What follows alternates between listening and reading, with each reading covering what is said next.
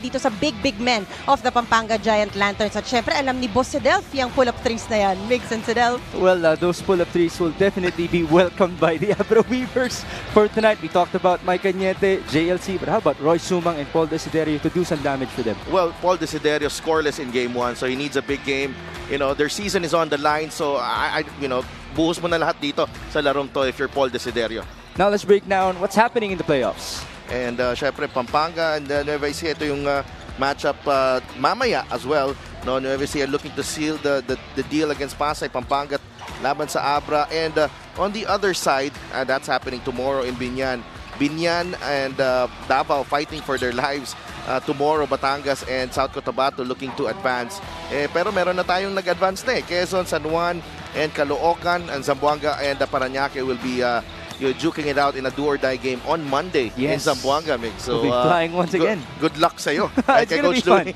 It's going to be fun. It's only one game this coming Monday, but we will definitely enjoy it. But now let's break down the previous game of Abra and Pampanga. Roy Sumang went off to have a blistering start, but the second quarter belonged to Raymond Binuya and company. Well, this was a game where I thought Abra had Pampanga's number because Roy Sumang was getting his way in this ball game, in the early part of this ball game. It was 21-11, Migs, and early good start para dito sa Abra Weavers. But Raymond Binuya, with his energy and intensity, helping Pampanga settle things down. And as soon as Pampanga settled down, that's when Archie Concepcion and MJ Garcia took over, and with the help of course, Justin Baltasar. Brandon Ramirez was also big in that Game 1 victory. Kung titingnan mo dito, Brandon did not have the biggest numbers, but he was affecting a lot of aspects of the game, rebounding, points in the paint, and kahit nga masama ang free throw shooting ng Pampanga, ang laki pa rin ng lamang nila sa larong yan. To your point about a couple of their performers, Brandon Ramirez played 17 minutes, but he was 2 points away from a double-double. 8 points and 10 rebounds, complementing the 24, 16, and 7 for Balti Baltazar. But we have to talk about that guy as well, Archie Concepcion, who still reached double figures in Game 1.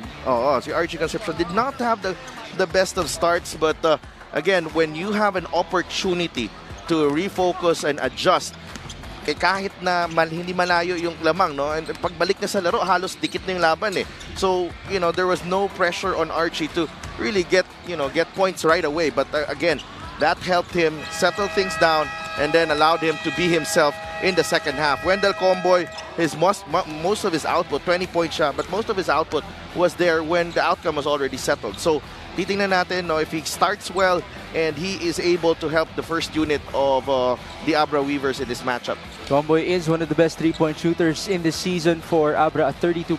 Can he actually make it higher in today's outing as he takes on Archie Concepcion, who is the second leading scorer of Pampanga in the entire Season 6 of our beloved league? Abra, again, on the verge of being eliminated. Let's see if they can survive for one more day in the MPBL as you're ready to get things going here inside the Nueva Ecija Coliseum in Palayan City. Marky is right there doing some warm-ups, doing the extra work that he usually does as he has inspired this squad into playoff contention. It is the test of strength for Pampanga and Abra. Game number 2 coming right up.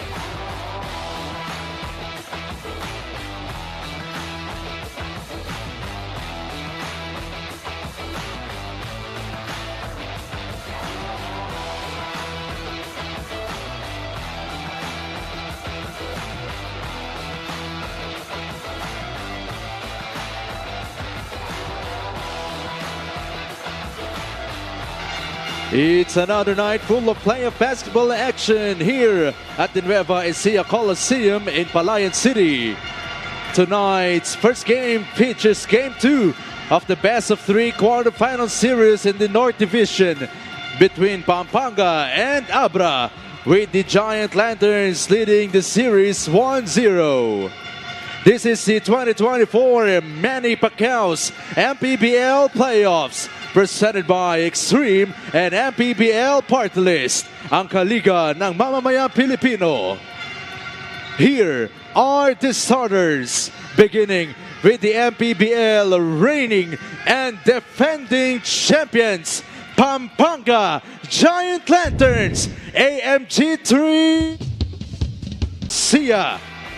Small forward number 2, the Royal Bazooka, Archie Concepcion. And at center, number 19, Justin Baltasar.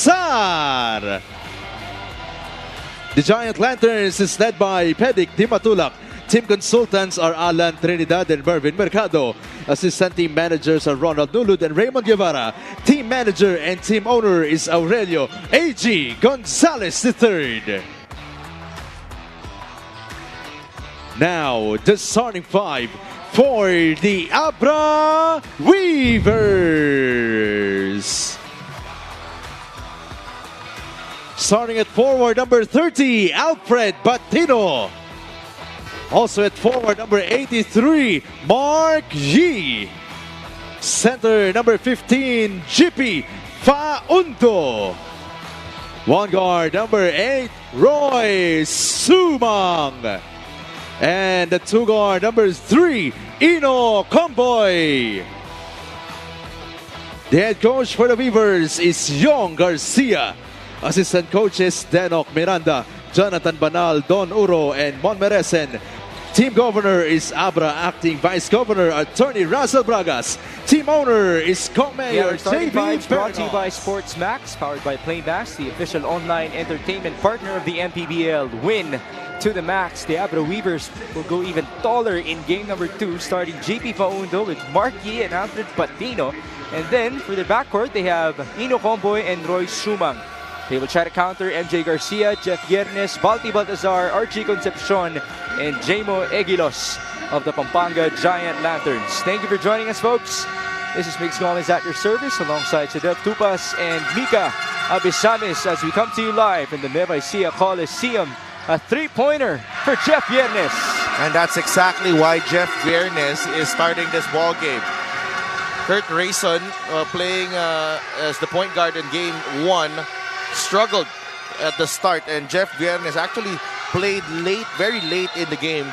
You know, pinasok siya fourth quarter na, and right now he gets the start. It gives them some veteran experience, provides some stability at that backcourt position para sa Pampanga Giant Lanterns. Only 3 minutes of play for Jeff Viernes in game 1, and he didn't even attempt a single shot. Well, the outcome was already settled by then, and para naman sa Abra, they start with Mark Yee and Ino Comboy. Very interesting matchup, as Mark Yee was able to box out Archie. Now the ball goes out of bounds in favor of Abra. So interesting, who's gonna play the 3 spot para dito sa Abra? It looks like it's Mark Yee. Let's see if he can take advantage of that matchup versus Archie, or if Archie can do the same on the other end. As Patino feeds onto GP, and Faundo will miss. Ball tapped away by the living legend. Now Marquis, him, Paul Desiderio, and June Manzo coming off the bench in that game 1, combining for just 5 points. So napaka bigat if you're among your best options on offense are struggling in that game. Tough shooting day as well for them combined. Yeah, 2 of 10. Ino Comboy, part of our player matchup against Archie. But Pino leaning in, no good. Faundo blocked by Balti. And here's Marquis. He turns around and misses. Now they need some size to counter Justin Baltasar, itong Abra. And Marquis helping out on the offensive glass, but again, the offense is far cry from that of the Pampanga Giant Lanterns, who are now up 5-0. This is obviously the start that they would want to have, as opposed to what happened in game number 1. You mentioned Roy Sumang and company were on top in the first couple of minutes. That's a lot of steps. And it is an easy call for one of our referees. That's Julius Diquio. 5-0. Well, season on the line for Abra. They need to come up with their best performance yet. Itong season na to. All those days, all the hard practices boiling down to this game right now. Balti Baltazar unable to get the putback with the jumper. And here's the cutter. MJ Garcia, 7 points now for Pampanga. Kung gaano kahirap for Abra to execute on offense, ganun naman kadali for Pampanga. And the Giant Lanterns are off to a terrific start just 2 minutes into game 2. This is their 3rd field goal off of their 2nd assist. Aguilos finding MJ Garcia, who reached double figures in game number 1 with 10 points. This is a guy who hasn't missed the game all season long for Pampanga, so that loyalty has paid off for him. And this timeout is brought to you by the MPBL Party List ng Kaliga ng Mamamayang Pilipino.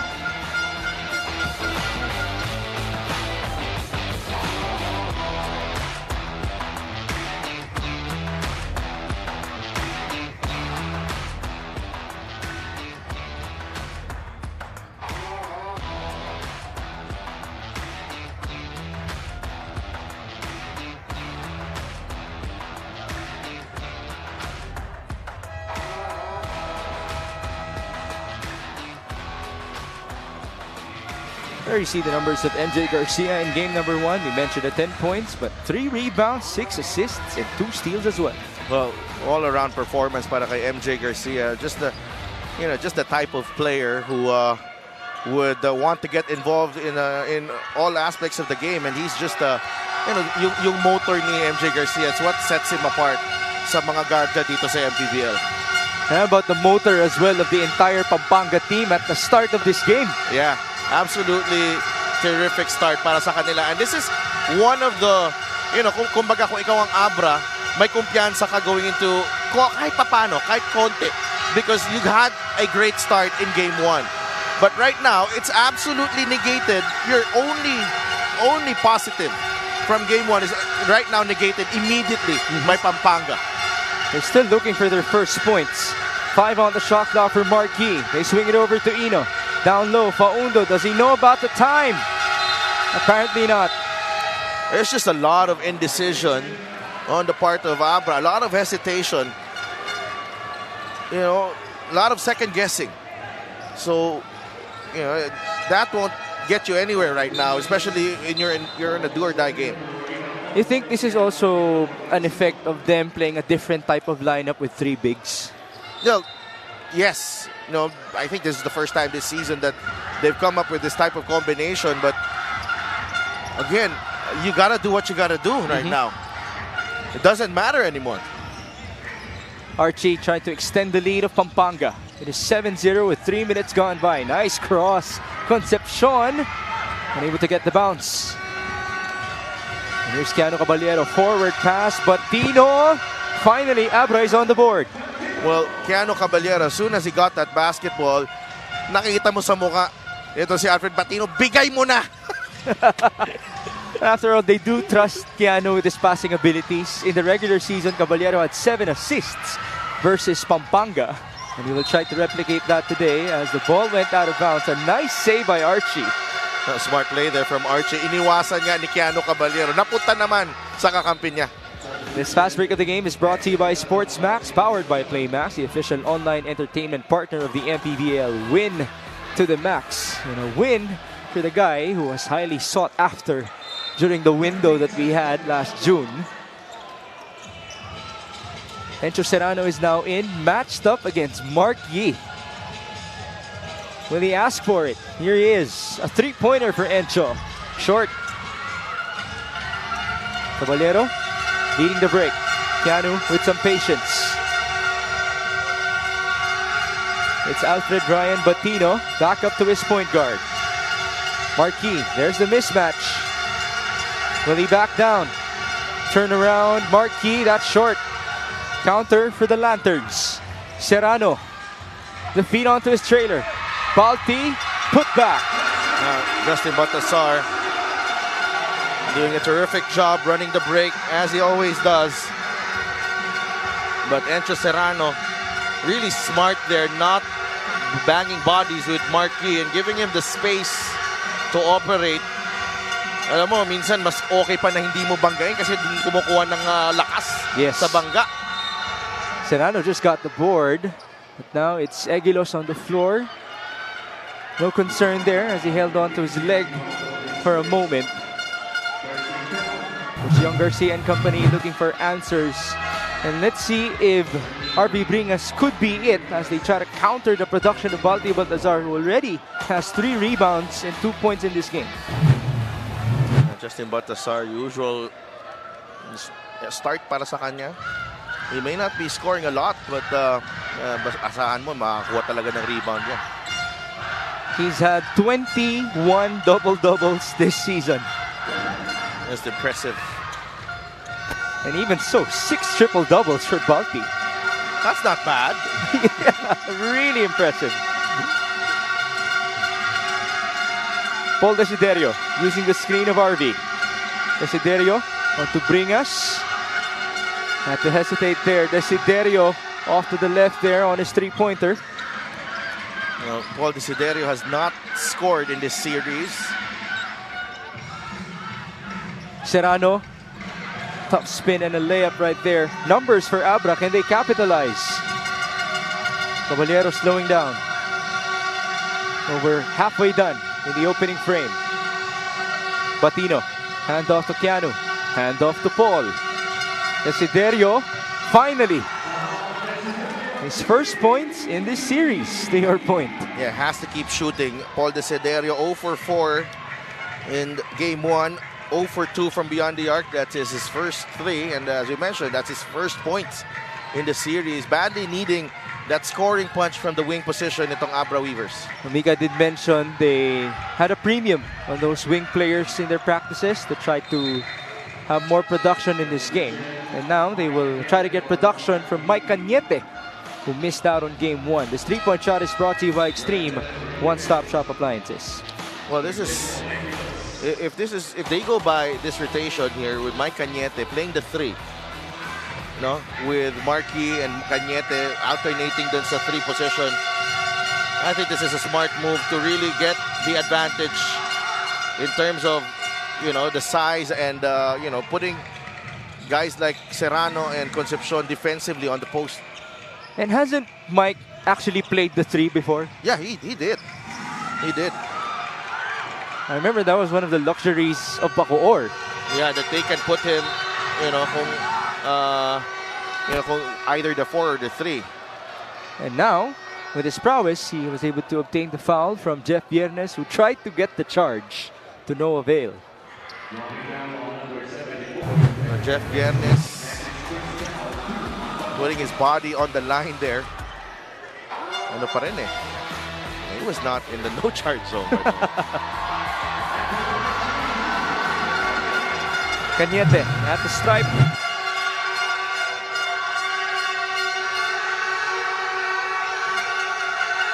His first one this series is no good. And there you see the loud fans of Pampanga with a couple of horns.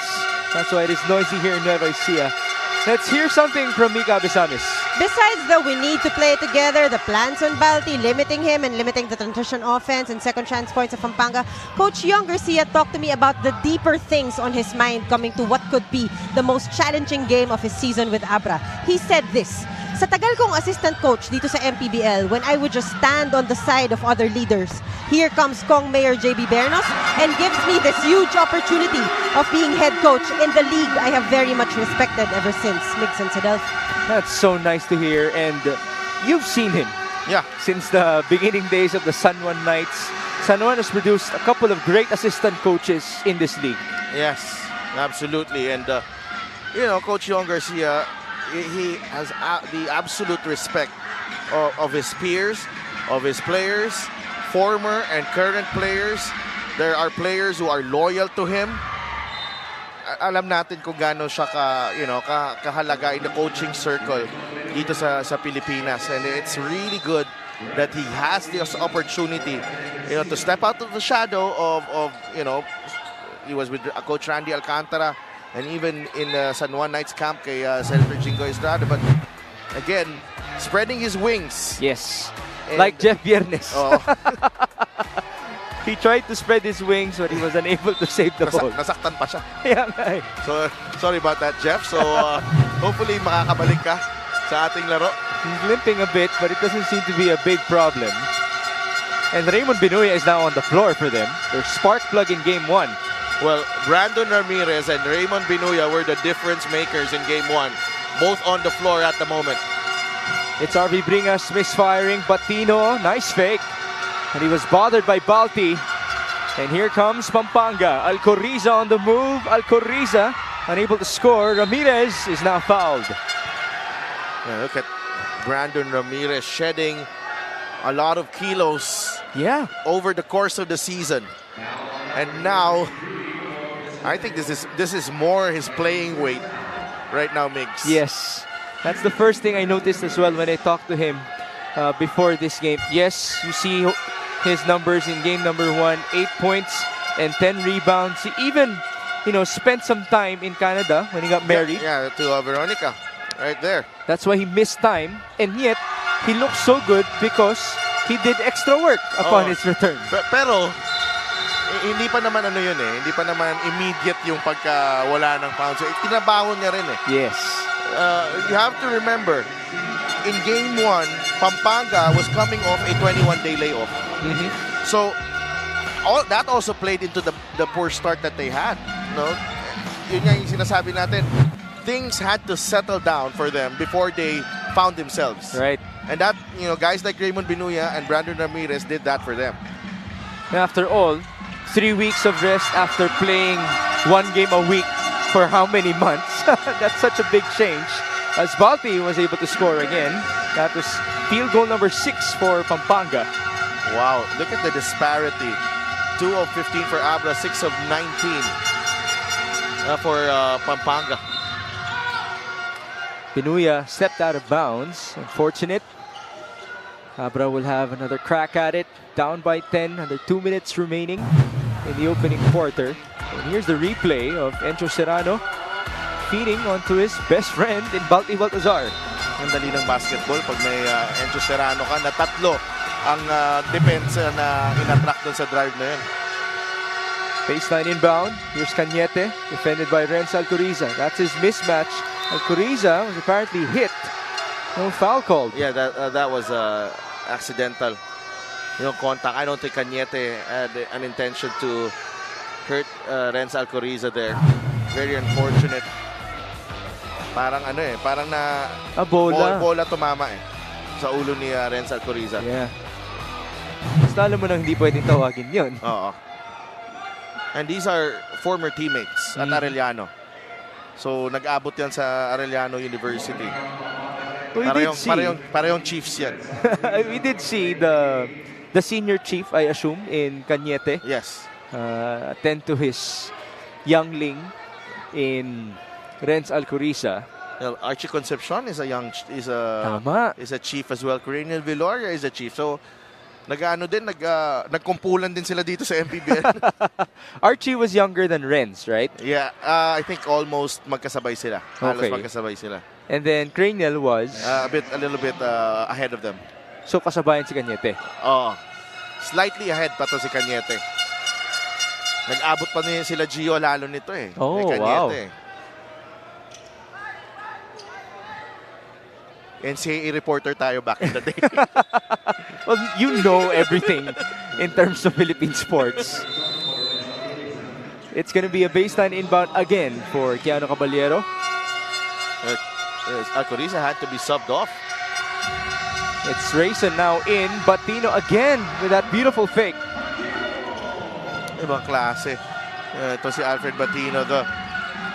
Yung effort with just getting into his spot and defending, playing both ends of the floor. Kaya nga sinasabi natin, one of the most sought-after free agents during the window. If you wanted a big man, he was number 1 on your list. Sabi nga ni Christian Wanson I know 5 of them. What? 10 daw eh. 10? Oo, yung gusto ko Hindi. A third of the league. My goodness. Welcome back, Ryan Batino, who has lost weight ever since returning. This is Caballero feeding to RV. Bringas bumping his way through. RV Bringas able to score. It's good play from RV Bringas. Very patient that time. Did not force anything. And went to the spot he was very comfortable with and shooting over Justin Baltasar. Those are his first 2 points in this series. There's a foul on the other end. A push on that drive by Encho Serrano. This is what gets me with Abra. For all the quality players that they have on their lineup, 10 points lang here in the first quarter. In the first 9 minutes. But then again, in terms of quality, Pampanga's right up there. Absolutely, as well. Just neutralizing what Abra can show. Serrano bounces it off Ramirez. Unable to score. Ball tapped and recovered by Pampanga. Shot clock reset to 14. Two-man game. The usual for the Lanterns. Short on the 3 was Encho. Now, Serrano obviously not 100%. You see the difference. Not a lot of lift on that shot. It's jumper's knee that has been the problem for Encho. Medyo tabingi yung talon niya Oo. So there's more weight onto that right leg for Encho Serrano. 9-second differential. Caballero to Batino. Ryan Batino, no good. Bring us a sorry miss. Another rebound for Abra. And it's Desiderio who misses a push by RV. That is going to get called 9 times out of 10 sa playoffs natin. Paboritong call ng mga officials natin yan. Especially when Balti goes flying. It's not a hard sight to see. This is the former Giant Lantern, John Lloyd Clemente, checking in for the first time in this series. First of all, it was a very interesting decision in Game 1 not to field in John Lloyd Clemente. Time and again this season, the guy has actually delivered offensively. 9.6 points, almost 5 rebounds per game. Especially at the start when you know, kailangan mo medyo tumatrabaho sa simula agad eh. Oo. Tsaka wala pa yung recruits nila nun eh. Yung simula ng season. Tama. This is Sherwin Concepcion, one of the recruits. Yeah, mid-season acquisition as well. He played in Game 1 but not as much. Yeah. Only 9 minutes of play and Sherwin was scoreless at that time. 15.3 seconds. Abra downsizing, but wait. GP Faundo. Biglang nag-upsize. Comes right back in. Mukhang nagka-miscue lang. Sherwin is still looking to check in. The full court inbound. And here's Paul Desiderio. Defended by Kurt Rayson. May foul to give pa dito on Giant Lanterns. Will they even use it? Desiderio, drive and feed. Caballero for 3. Short. 4 seconds. Paul, no good. Put back by Marquis. One last second. No more attempt for Pampanga. Pampanga able to take advantage early on, but last couple of minutes, Abra able to scrap and scramble for baskets. They need to be scrappy. They need to be at their scrappiest para sa larong to if they want to force a game 3. And that means getting extra possessions, going for the offensive rebounds, and just neutralizing the advantages of Pampanga. Well, half of the rebounds have come from the offensive end. 8 out of 16 so far, but they're down by 5 after 10 minutes.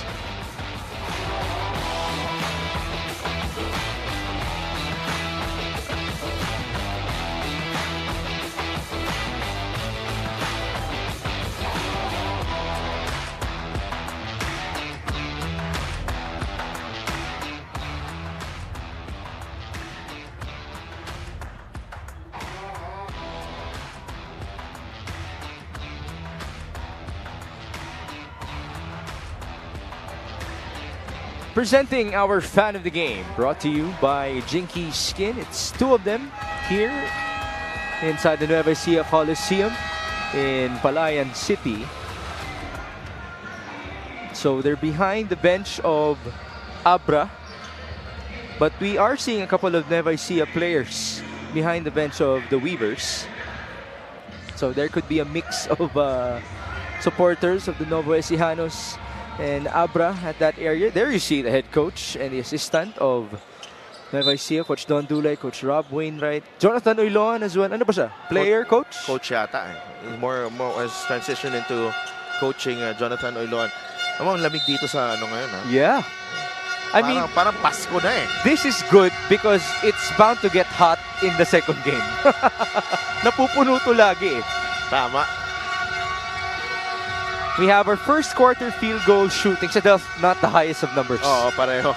Parehong kupunan. Really struggling. What a pass by Caballero. A missed three by Marquis. Keanu with the board. Unable to score. And here's Ronan Santos. This is Keanu Caballero. No, kailangan mo dito from him is to also be a threat. So he has to make shots, right? Dun sa ilalim, hindi din siya kailangan, hindi siya pwede mag-hesitate eh. Especially with June Manzo still being bothered by that ankle of his. Oo, June Manzo, halatang wala sa timing si June ng game 1. Desiderio, the best friend of June Manzo, kicking it out. JLC, too strong on his three. And here's Archie on the counter against his former teammate. Wow, he just bumped his way through. And it was a blocking foul. And Archie Concepcion did not even acknowledge John-Lloyd Clemente. That was like a Kobe Pau Gasol moment that happened in the... Was that FIBA or Olympics? Yeah, Olympics. Parang sino ka? 17-12, Binuya. Going to MJ Garcia. Had to wipe his hands with his shoes. Garcia, no foul, no basket. A steal by Raymond. Binuya on to Brandon Ramirez. It's MJ back to Raymond at the corner. Ooh, a missed pass. And Archie will let it go out of bounds. But you know what, Mix? Pampanga actually with a 5-point lead right now, but actually I like what I'm seeing from Abra compared to game 1. Okay. It's a... And this is after their poor start, huh? Yeah. Even with their poor start. Because there's much more urgency in their play. I think they got too comfortable and too loose in that second quarter, allowing, guys like Raymond Binuya to spark that comeback. This is Enoch Homboy converting. Such a great sign for the top scorer of Abra in game 1. Those were his first 2 points. Yeah, there you go. And to remind everybody, the scoring in the second quarter in game 1 was 29-10. They actually reached more or less like a 30-point turnaround in game 1. A miss there on the turnaround by Ramirez, and there's a loose ball foul called on Pampanga. It's by Ronan Santos. Etong crucial dito. This is non-Justin Baltazar minutes for Pampanga. Which is, how they'll manage that will actually determine where they'll end up this season. At usually, onting minuto lang yan. Balti played, 33 minutes in game number 1. Here's Kurt Rayson. Rayson, a beautiful escape, but a sorry miss. Masyadong gigil. On the counter, Comboy crosses. Clemente getting it back, a three-pointer. Yes, sir! And we are tied at 17. Yeah.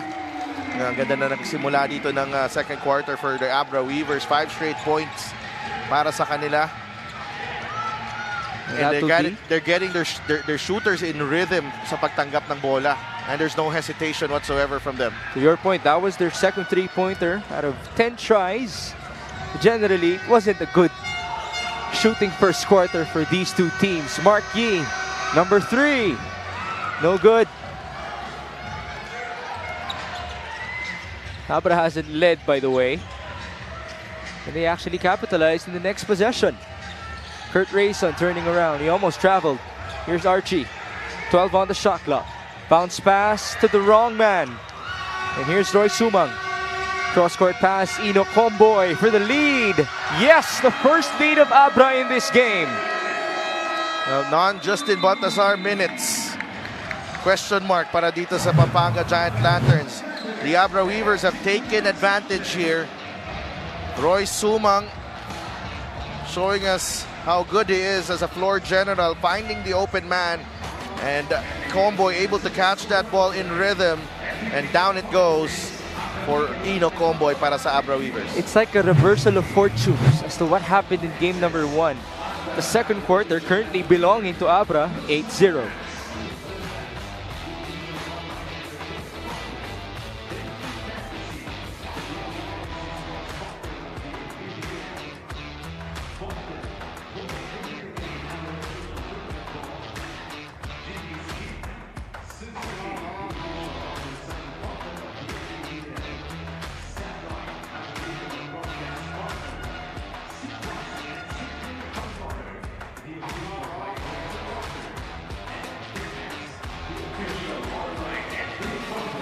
Babalik po ang Maharlika Pilipinas Basketball League, ang liga ng bawat Pilipino. Big scholars ang inyong lingkod kasama si Isabel Tupas at si Mika Abesamis. It is 20-17, the first lead of the Weavers. Well, it's a 10-0 run para dito sa Abra Weavers. Actually, since the start of since 17 seconds remaining of the first quarter, yung last score ng Pampanga was a pair of Justin Baltazar free throws. That's why he had to return. Now he's back on the floor. So this is a little over 3 minutes na drought para dito sa Pampanga Giant Lanterns. This is after leading by as many as 10 in the first frame. MJ Garcia, Archie Concepcion, Jaymo Egilos, Kurt Rayson, and Balti Baltazar. That's the 5 on the floor for Coach Gov, and it's a turnover. That's the 5th turnover of Pampanga and turnover number 5 as well for Abra. A missed opportunity there for Abra to extend this lead. But again, we like what we're seeing from them. Playing with much more effort, better intensity. Back with the Lanterns, MJ Garcia. Cross court to Archie Concepcion. Catch and shoot. That's a 3. Well, if Marquis wants to take Archie Concepcion inside the paint, Archie Concepcion can bring him out to the 3-point line, and that's what he did there. Dead shot, Archie Concepcion tying the game. That's the first field goal of Archie in this matchup after 8 minutes of play. Comboy, a tough 3-pointer. No good on his high looper. Rebound pa Undo. No cleanup, but there it is from Ryan Batino. Because Justin Baltazar is already on the other side of the floor. So much easier para dito sa Abra to get that defensive rebound. Archie. No sir on the back-to-back. And here come the Weavers. Roy Sumang commanding the play. Does he want Marquis? And the answer is yes. Batino on his bump. Batino going reverse, no good. And here's the counter. Clearly, Abra wants a better opportunity for the offensive rebound, but what a block galing kay GP Paundo. That's what usually happens when a guy as tall as him contests Kurt Rayson. It was actually a nice spin already. But then again, that's on the primary defender. There's another defender that he had to go through. Archie against GP. The fade and the make. And Archie Concepcion slowly finding his groove here in the second quarter. 5 straight points para kay Archie. Back to a deadlock, 22 all. We're halfway done in the second quarter. Roy Sumang trying to escape. Nice speed onto Batino. Roy Sumang attracting 3 players on that drive, including Justin Baltazar, and leaving Batino wide open. That was the 4th assist of Roy Sumang already in this game. This guy is actually number 4 in the league in dimes at 6.1 per outing. Almost a turnover there. Comboy. Was that kickball? Well, it wasn't called, so we resume play. Step back for Roy. In and out. Rebound Balti. Now this is what usually, ito yung nangyayari usually para kay Roy Sumang. No? He finds teammates and then takes over. Tries to find a shot. On the other end, a miss by Kurt Rayson, one of the better three-point shooters in the league. And Pampanga will keep possession. It's a good call from referee Jackson Mabandos. Paturo na siya sa kabila eh. Yeah. Oh, this play of the game is brought to you by Suzuki. The pass at the last second by Super Sumang. And could it be takeover mode in the next sequences? Oh, that's a poor foul. And he wanted it on the floor. It is on the floor. Much to the surprise of the Giant Lanterns. They're going to review it. I thought it was in the act of shooting.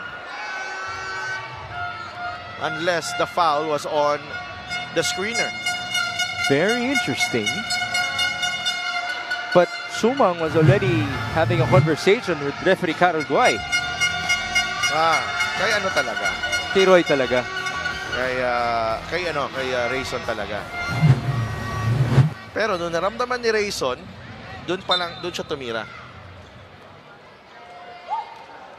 So it is Huli. a foul on the floor. Yeah. Mm-hmm. I think it's a good call. Kasi doon narinig lang yung pito, doon na tumira eh. So mabilis lang ba mag-react si Kurt Rayson? Magaling din. Instinct na lang din yun sa mga players natin. Garcia will shoot. Short. No bounce. Egilos. Loose ball foul.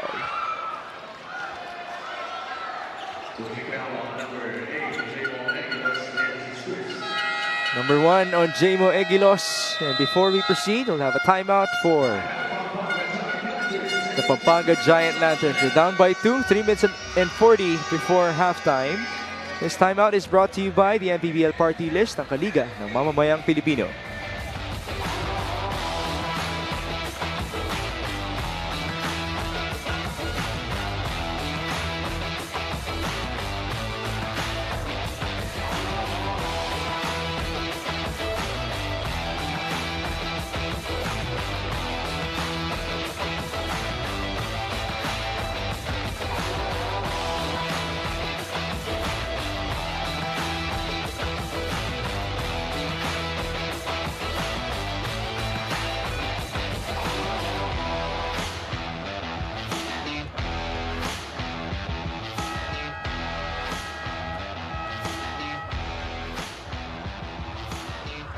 There you see the numbers of Roy Sumang in game number 1. 13, 5, 5, and 2. 11 in the first half. He did have a nice start.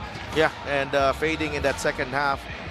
Ito si Roy Sumang. And ang mahirap dito is that hindi rin siya nakakapahinga ng maayos eh. Because every time Abra was struggling, he had to get back on the floor because June Manzo did not have, wasn't able to spell him pretty well in that ball game. Manzo played 11 minutes, but again with only one healthy ankle.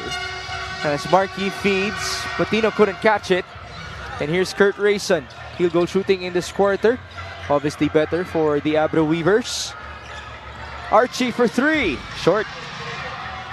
Rebound to nobody. Concepcion went crashing onto the bench of Abra.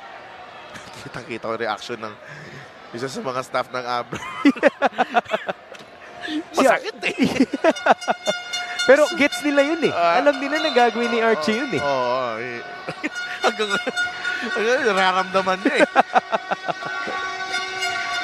Coach Peric Di Matulak and Coach Gov Delta Pineda on the other end. Present for Pampanga. 24-22. Combo using the screen. Ino feeds. That was too wide of a pass. Yeah, I wonder why Roy Sumang isn't the one facilitating. Yeah, usually it's the other way around. Yeah.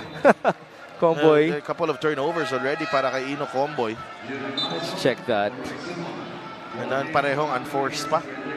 And it's already number 6 for Abra in this game. Jun Manzo is now in for the first time. Kasama na kanyang BFF na si Paul Desiderio. Can that connection be effective in the second quarter? Nice move by Archie. He was able to completely lose Marquis. Well, you close out on Archie Concepcion, that's usually bye-bye. Yeah. This rebound of the game is brought to you by the MPBL party list ng Kaliga ng Mamamayang Pilipino. Ryan Patino able to give us a cleanup. He already has 8 points and 6 rebounds in this game. Yeah, Batino has already played at 11 minutes para sa kanyang koponan. He's playing the most minutes at the moment. So he's well on pace to surpass his 21 minutes played in game 1. Archie unable to score from the line. Bit of a push there. They got the offensive rebound. Jeff Yernes in and out. 24-23. 2.5 minutes remaining in the second. June Manzo bouncing it off onto Faundo. Up top, it's Batino. Where will Abra go? They're taking too much time getting into their offense here, Abra. Wow. There's the answer from Paul Desiderio. Yung pala yun. He only needed a split second to score after all. 6 points for Paul off of 2 threes. Balti, yes. No, I don't mind that. You know, Justin Baltasar receiving that ball dun sa mid-range. Balti Baltazar is now 2 rebounds away from his 22nd double-double this season and playoffs combined. We're only in the first half. It's Desiderio misfiring. Great effort by Batino, but it wasn't enough. Here's Balti playing point guard. There's a call at the backcourt. It's on Batino. Nagkulitan sila ni MJ Garcia. Pababa. Tapikan eh. Yeah. Natang nahuli ay si Ryan Batino. Nauna ba si MJ? Hindi, si Ryan. Kasi Si Ryan parang din. sinabihan niya, huwag ka munang tumakbo, antayin mo ako. Nagpalambing, hindi gumana. Oh, mamaya na. Sila muna. Let's see what happens. Ayan o. Okay. Ayan o, sabi ni dito ka mamaya muna. na. Oh, ayaw ko. Kaso hinawakan niya ulit. Oh, 2 beses ginawa eh. Okay lang yung una eh, papalampasin eh. Useless foul though. You have a timeout, 27-25.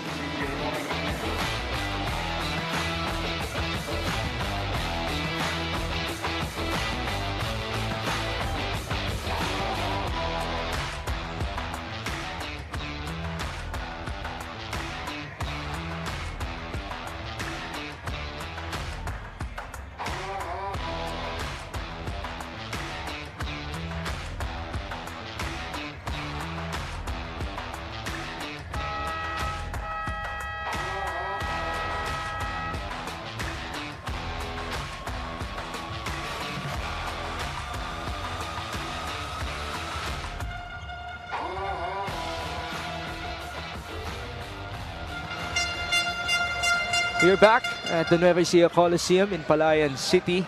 Balti Baltazar, Archie Concepcion, Jaime Eguilos, and Jeff Yernes are currently down by 2 points with 96 seconds remaining before halftime.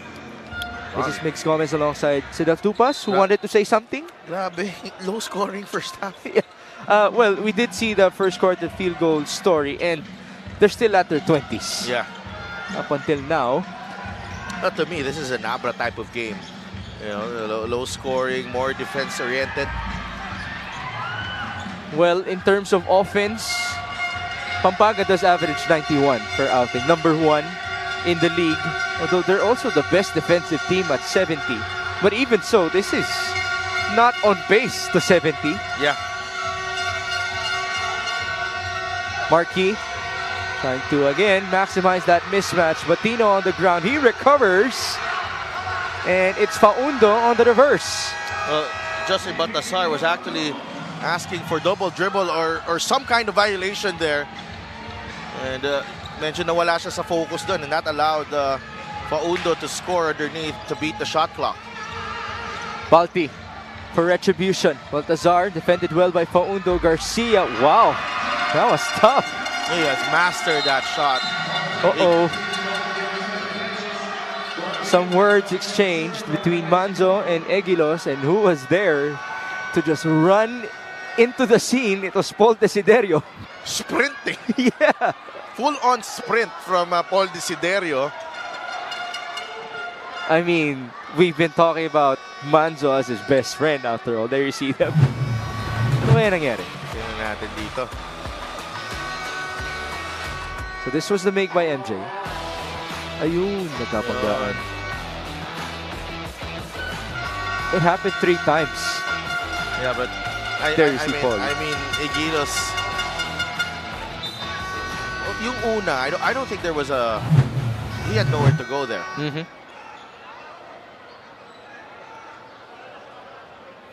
All right, we're gonna wait and hear from Miguel Pere. Upon review, it's a double warning between Double number warning. 8, J-Mo Aguilos, nothing too and number drastic. 13, June Manzo, both for unsportsmanlike Sabi ko behavior. nga masyadong chill itong game na to Ayun, nagdilang anghel. It's a do or die game. It's for Abra lalo na. You know, this is their season is on the line here. I can feel it though that the second half is gonna explode. Yes. 29-27. Under 40 seconds before the end of the second frame. You want fireworks in Palayan City, It will happen. It usually happens. Marquis backing down against Archie. Marquis feed at the last moment. Inside, it's Desiderio who scores. Well, that matchup ending up with Desiderio on Viernes. And Paul Desiderio just taking it inside the paint to score underneath. And Marquis has been the lead facilitator here para sa Abra at the post. Desiderio went down on the ground. He's holding on to his face on that backdoor cut by Archie Concepcion. And then they're going to check this again. But first, this assist of the game is brought to you by the MPBL party list, ang Kaliga ng Mamamayang Pilipino. GP Faundo of all people. The big man finding Paul Desiderio. Well, Marquis will not be credited with the assist, but for sure, you know, kasama sa plano yun. But Yes. again, So there's the feed on the other end for Pampanga, resulting onto 2 points for Archie. Paul really took his time on the ground, helped up by his buddy. And now we have a decision from our referees.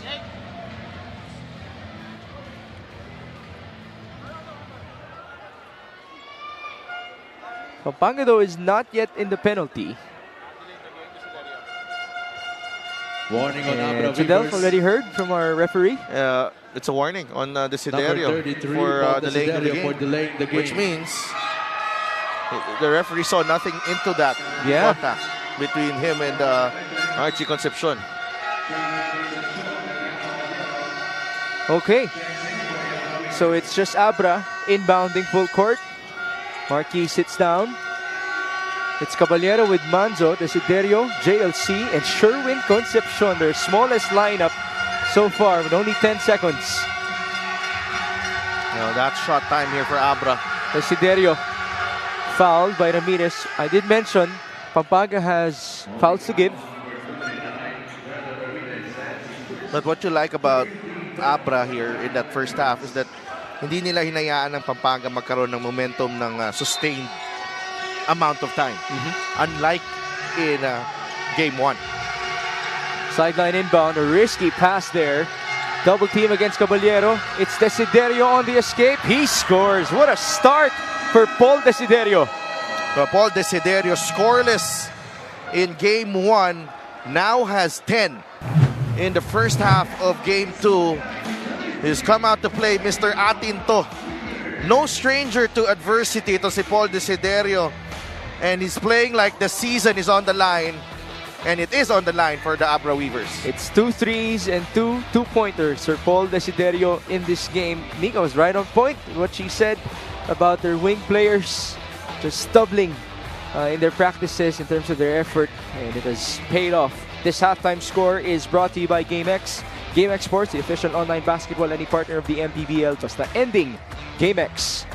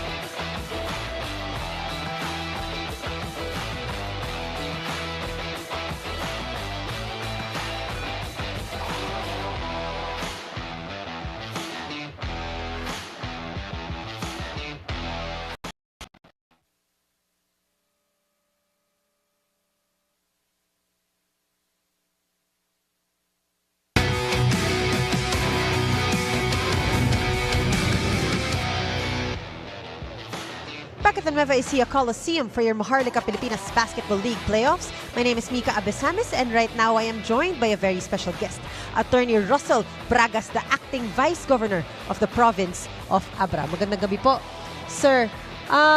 First of all, thank you very much for gracing us with your presence. Maraming salamat po at nandito kayo kasama namin ngayon. How are you enjoying this ball game, sir, lalo na at lumalamang ang Abra Weavers? Well, thank you, Mika. And, words cannot describe talaga the feeling. Considering a very new team, a young team, and having reached this part na of the season, kasi we cannot describe the feeling talaga. We're very happy kasi we are facing a very formidable team. Defending champion yan at kilala na natin how they play, how they perform, and they are always going up to a higher level every time we meet. So kami, we are just showing the resiliency of Abreño. We're like a bamboo, kawayan kami. We bend, but we never break. We always come up stronger. Napakaganda naman po niyan, sir. We bend, but we never break. At ramdam na ramdam ko po talaga ang inyong emosyon dun sa inyong statement. Sir, meron po ba kayong mga gustong batiin at pasalamatan? Well, unang-una, salamat kay Lord for making everything possible. Sa bumubuo na MPBL, management and crew, maraming salamat. Congratulations for staging this very wonderful tournament. Very successful indeed. And of course, our team owner, Kong Mayor JB Bernos, Congresswoman Ching Bernos, they're very supportive to the team. The coaching staff headed by Coach Yong, they're doing great. They're performing very great talaga. They're making our Abreño family, our kababayan, happy and proud. Of course, our players, they're doing their best. We're happy for you, team. We congratulate you. Whatever's the outcome of today's game, we're very proud of you. We're very proud of our province and our province mates. Of course, I'll say hi also to my wife. She's watching right now.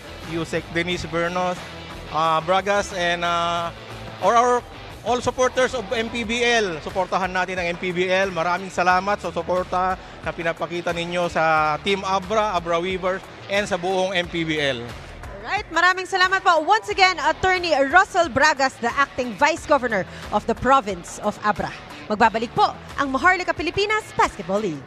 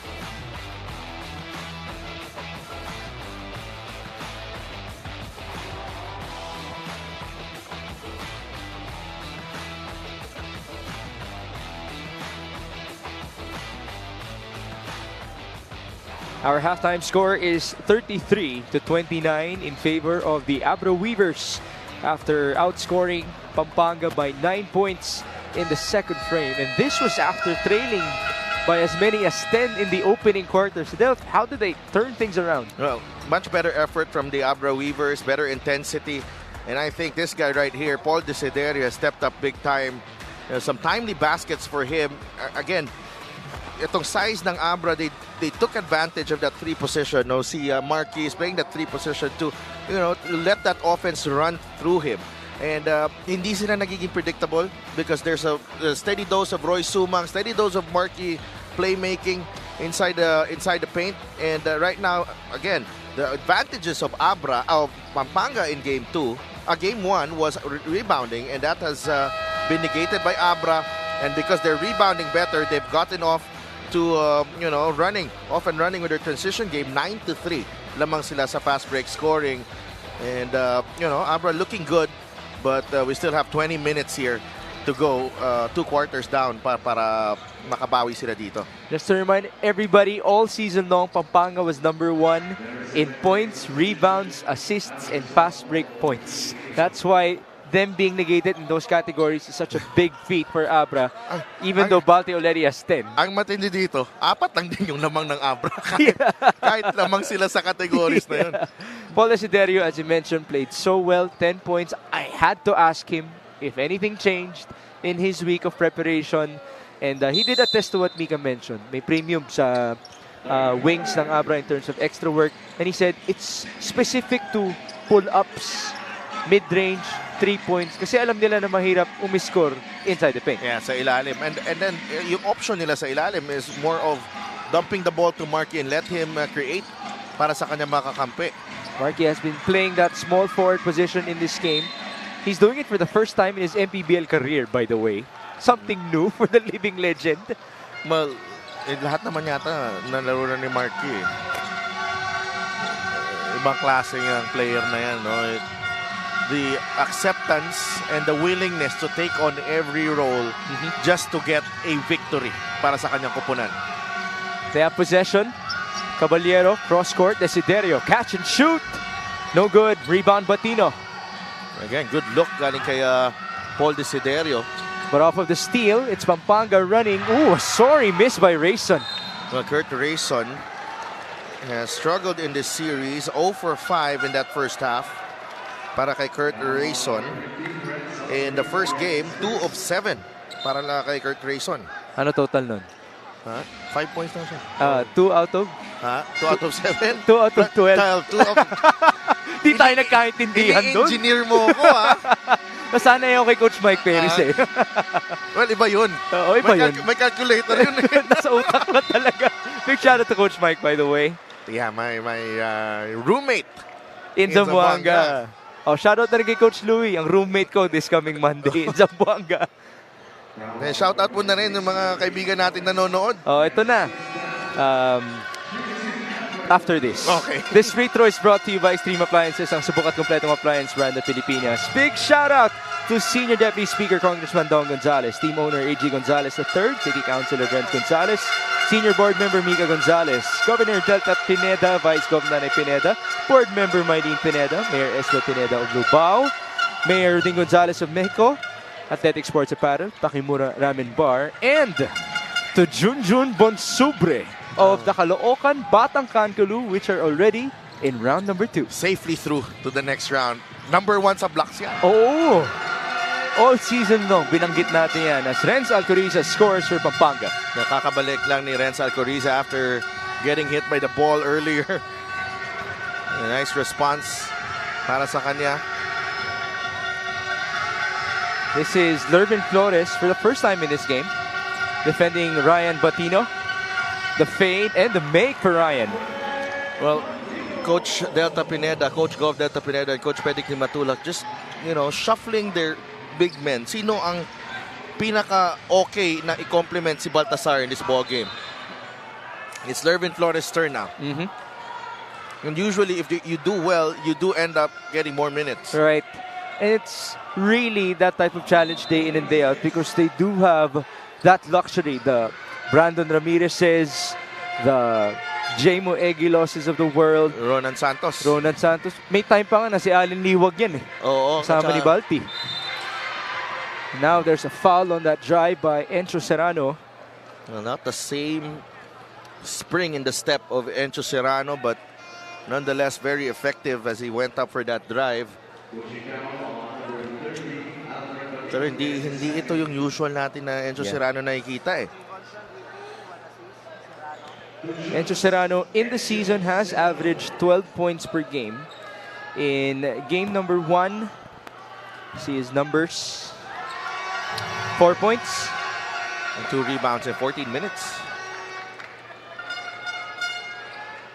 You know, a lot of players would actually downgrade the impact, the pain of the jumper's knee. But as you mentioned to me before this game, with his playing style, it would really matter. Oo. Well, he relies a lot on his explosiveness more than his shooting actually. Kaya kailangan talaga ni Encho yun. It's Marquis able to capitalize on his size on the other end. And great adjustment kay Coach Leon Garcia. As usual, Wow. pero tit for tat here. Binawian naman ni Encho si Marquis. Are we going to see a showdown with that matchup? Balik tayo dito. Sabi ni Marquis. Here we go. Marquis commanding things. He backs down. Double team. Catch and shoot. Desiderio. An air ball. Encho went down. No foul. Possession for Pampanga. Well, I think it's a win para kay Encho Serrano and that possession there na kinailangan ni Marquis i-kick out ang bola. And there wasn't a three-point conversion for Abra. Weavers in this game are 4 out of 17 from downtown. There's a foul in the interior. Ang okay pa dito, you know, with the situation here now that Cañete is coming in, if Marquis is the one, you know, going to the double team, mas malaki ang kailangang i-deal ni Justin Baltazar kung i-double team siya ni Marquis. With the addition of Paundo na nagbabantay sa kanya. That has been the matchup since game number 1 and since the UAAP as Kurt Rayson finishes in the interior. You gotta be careful if you're Abra here. Pampanga getting some momentum. The back-to-back plays. They've been hitting high percentage shots. Itong Pampanga Giant Lanterns. The lead is 2. Desiderio going to GP. Paundo handing it off to Keanu Caballero. 6 on the shot clock. On the two-man game, Keanu onto his roller. GP challenged very well by Flores. And it's a charge. And a great defense by Lervin Flores. On that two-man game. This play of the game is brought to you by Suzuki. It's a knockout play. But then again, a beautiful... Well, if you're fronting, ito si Kurt Grayson, you gotta look at the ball as well. Yeah. Not just him. No, ball and man dapat pag ganyan yung sitwasyon. I was about to say a beautiful push by Kurt Rayson. Tamang tulak lang. Hindi naman yun may tatawag na offensive foul. It's Balti Baltazar carving space. He's fouled. My goodness. Got deep into the paint. Justin Baltazar, almost a three-point play para sa kanya. And Arvi Bringas, who's used to be on the other side of the table, obviously very happy with that call. That right there. The contact was right there. Yung pagbaba niya ng kaliwang braso niya. That was after, Arvin. If you're trying to explain your case. Baltazar converting from the line.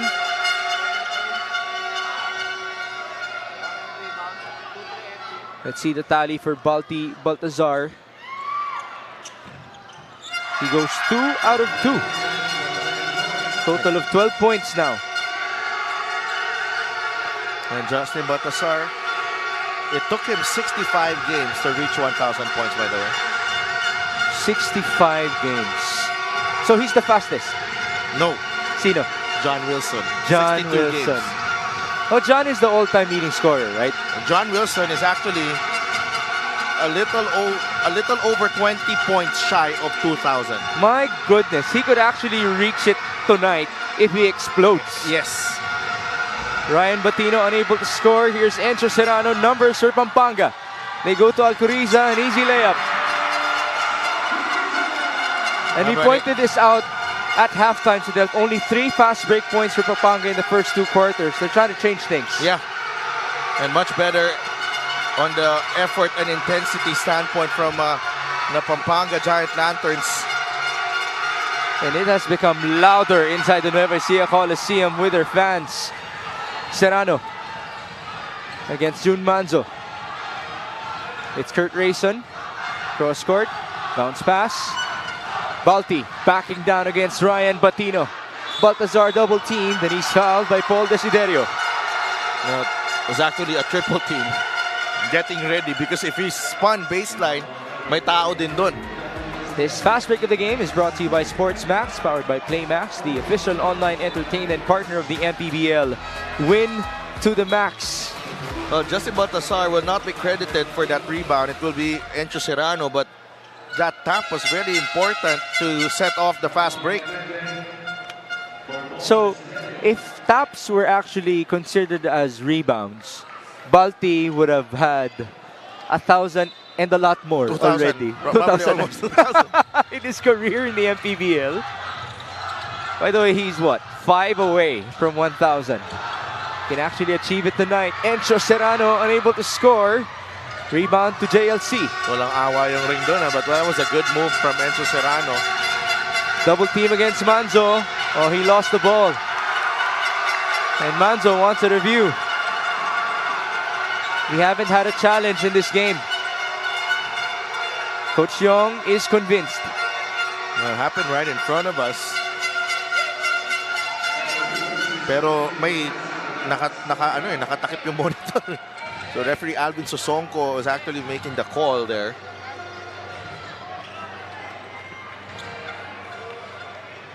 Let's see if they would take their time in this review. As this coach's challenge is brought to you by the MPBL Party List, ang Kaliga ng Mamamayang Pilipino, the first in this game.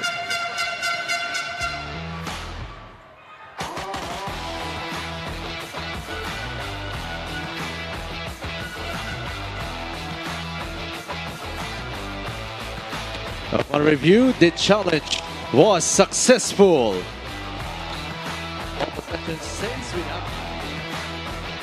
So that explains the drastic reaction of Jun Manzo on this out of bounds. Oh, it was off of the foot of Kurt Rayson. A good thing we have a challenge. Yep. Back with Manzo. Working with JLC.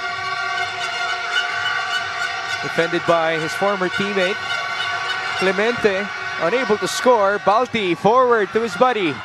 Serrano, alley-oop, Alcoriza on the finish. Such an athletic 5 on the floor para dito sa Pampanga. Alcoriza and Serrano. Serrano far from 100%. But he's picking his spots very well. You know, pinipili niya kung kailan medyo magdidiin siya. That time able to provide the assist again. Still no answer from the Abra Weavers. Battle for the rebound. Couple men on the ground. It's Ramirez and Cañete. And that has been one of the stories of the game, the battle for the boards. Yeah. Very interesting. Well, still, Abra still on top, pero you know, the rebounds, you know, the way you use the rebounds is the crucial thing. The decision to run immediately after getting the ball is right now working wonders for Pampanga. And it's signature Giant Lanterns after all. That's one of the main reasons why Balti averaged 6 assists per game in the regular season. Ang mahirap din dito because Jun Manzo is far from 100%. Easy picking yan para sa Pampanga. For their guards to outrun him at that, as now there's a push by Alcoriza. Oh, check that. Yeah, it is on Renz Alcoriza. Sorry. What was his jersey number in Bulacan? It was 2, right? Yeah, 2. Doon ako nalito. Kasi 15 yung tinawag. 15 na nga pala siya ngayon sa Pampanga.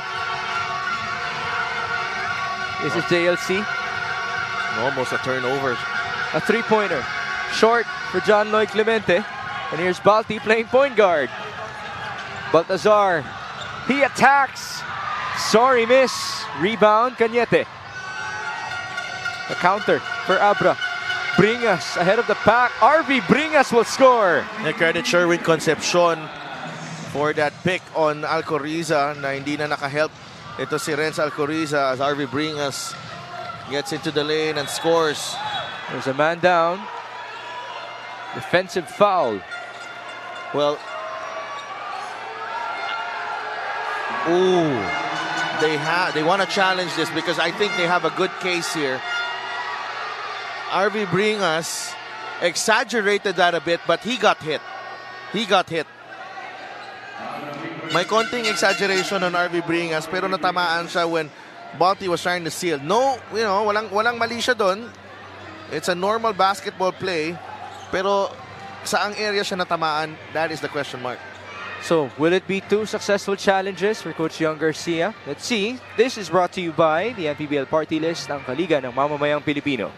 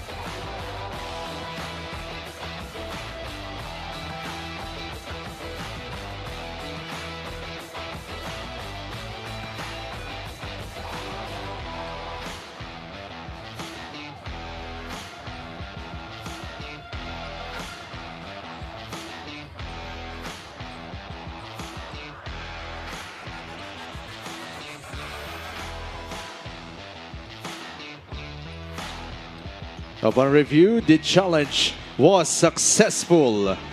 The call has been How about overturned. that? 2 Offensive successful foul. challenges for Coach Young Garcia. But then again, that's it for their challenges in this game. Yeah, and I think this is a good challenge. We mentioned earlier, sabi ko nga kanina, no, it was a normal play, trying to get into position. But which area was RV Bringas hit?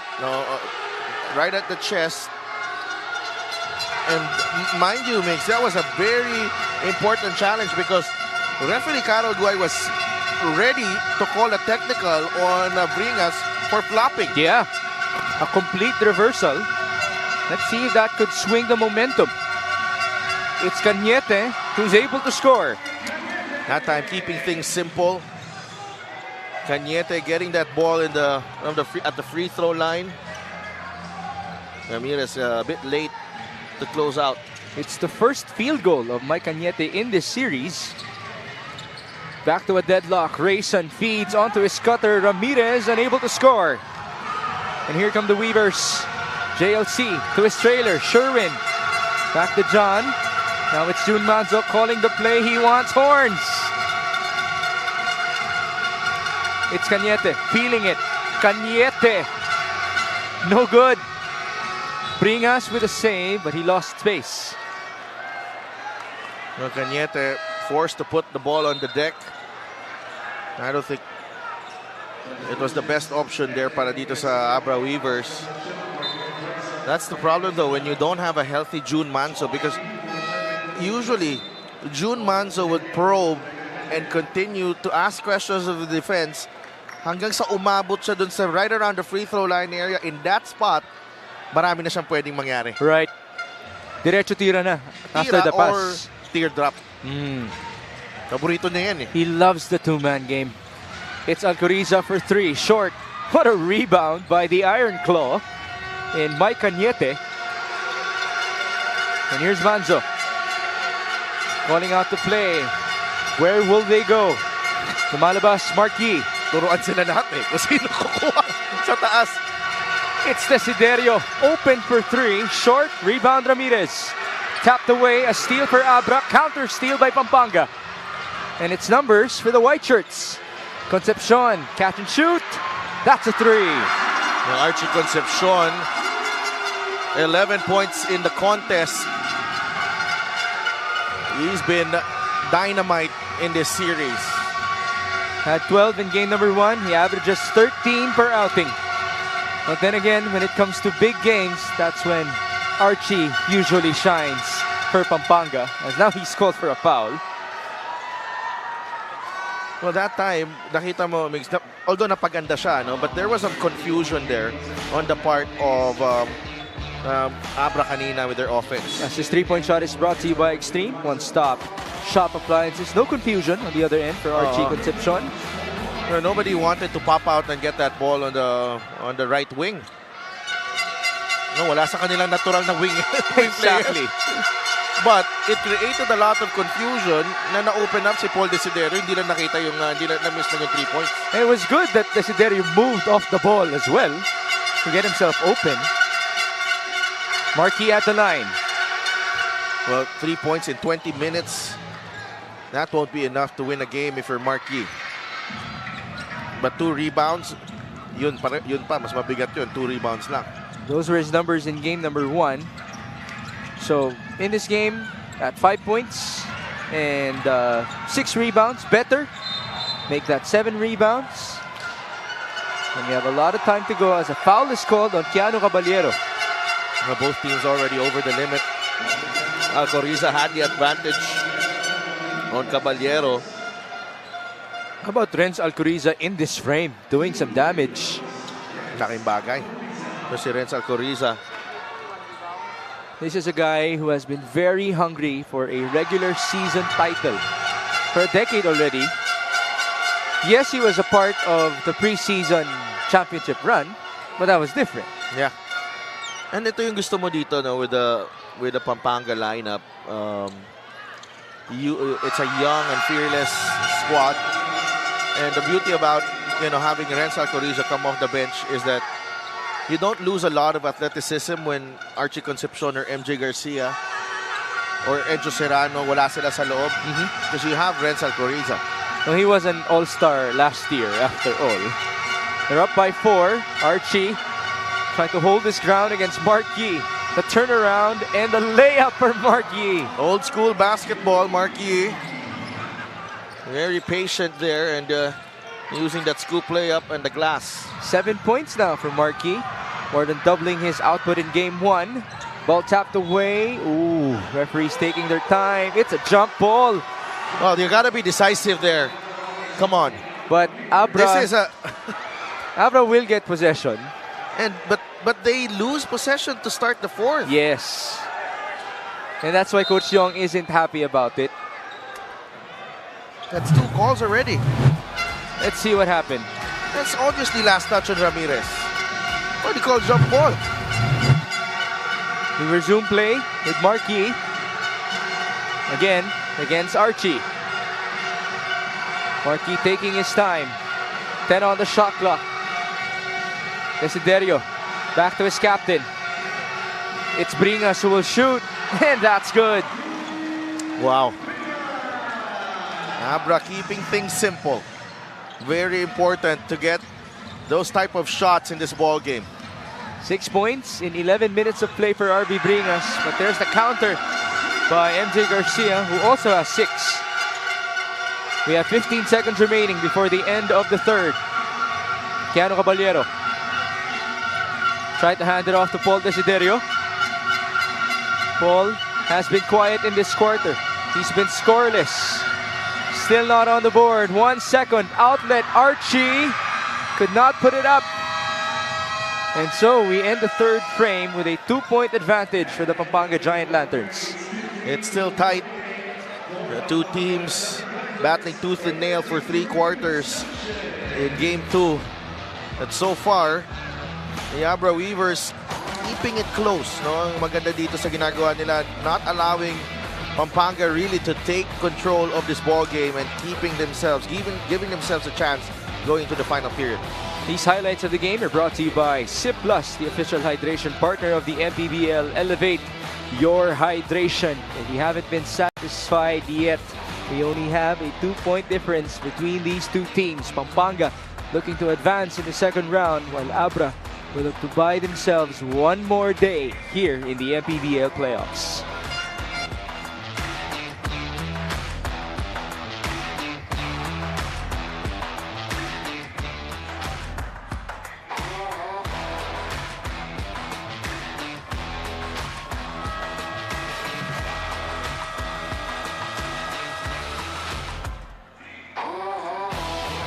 This fan of the game is brought to you by Jinky Skin. This is the wife of Axel Inigo. Yes, you are correct. Nakita ko sila kanina, kasabay sila papasok ng court. There you go. That's why she's wearing pink. Pasay Tama. Voyagers will take on the Nueva Ecija Rice Vanguards later on. That's Okay. Sheila, by the way. Big shout out to her. And now, let's go to our very own Jinky Beauty as well, Nika Abesamis. Thank you very much. The Abra Weavers definitely making the defending champs work in this game, and it hasn't been easy, ha? Alcoriza hurt his eye. Encho was on oxygen for added air. So I actually got to talk to their PT in Fernando Bacani and asked, how do the champs get prepped for the playoffs and possibly the finals? May pa-rules daw pala si Gov, who was, by the way, wearing a 2023 MPBL Champions cap, if you noticed earlier. First, no outdoor activities after practice. Second, since it's flu season, everyone's temperatures get checked every so often. And third, when someone looks sluggish in practice, check up agad sa doctor. So it's sort of like a boot camp. Migs sa Delft. Wow. That's giving us COVID throwbacks.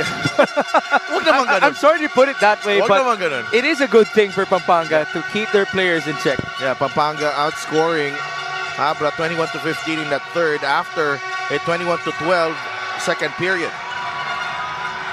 Here come the Lanterns. Concepcion getting it back from Encho Serrano. And that's 2 points for Archie, who might have hurt himself. This is the most potent Pampanga lineup right now. Concepcion, Serrano, Garcia, Egilos, Baltasar. Size, explosiveness, firepower, it's all there on the floor. And you expect Pampanga to maximize that advantage. They're now up by 6 points. Caballero to find an answer for Abra. 4 on the shot clock. Keanu feeds. Recovery. No basket. And Archie will try to run. But it's stolen away with legs up in the air. Is that Ryan Patino? Yes. Who else do you expect? He's been working so hard. Patino, 12 points, 9 rebounds in 21 minutes of play. JLC will now check in for Paul Desiderio. Yeah, Paul Desiderio limping as he goes back to the bench. Let's hope that that former knee injury of his is not bothering him. It's Ino Comboy using the screen of Paundo. Comboy relatively quiet in this game after scoring 20 in game 1. Against Archie, he shoots and he scores. What a response by Ino Comboy. Well, I was about to say, Ino Comboy had a shot with 9 seconds in the shot clock. And he waited up until the last second of the shot clock. Na parang itira yun, but again, a shot maker. Ito si Ino Comboy. That was his second 3 in this game after 5 tries. He's up to 8 points in 8 minutes of play. Encho to answer. No sir. Rebound Marquis. No lift on the shot of Enzo Serrano. He usually uses a lot of power from his legs. But that time, kitang-kita na he had to rely on his wrist there. Here's Marquis going to Batino. Mid-range. Conversion. That's the third time we've seen that play. Cañete, Bringas, and now Batino scoring from mid-range after the post play on Marquis. 14 and 10 for Ryan Batino. Serrano.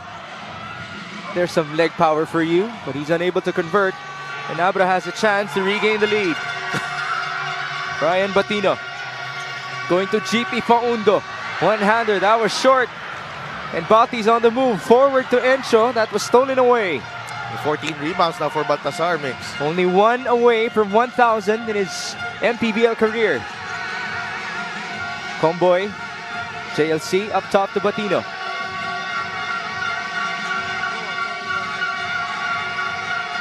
Here's Ino Comboy driving, he's blocked. That's 1,000 rebounds. There you go, congratulations to Balti Baltazar as Archie went crashing down.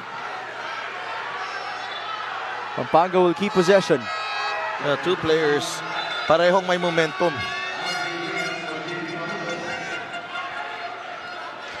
And one more. One more rebound. We got Balti. clarification from our statistician.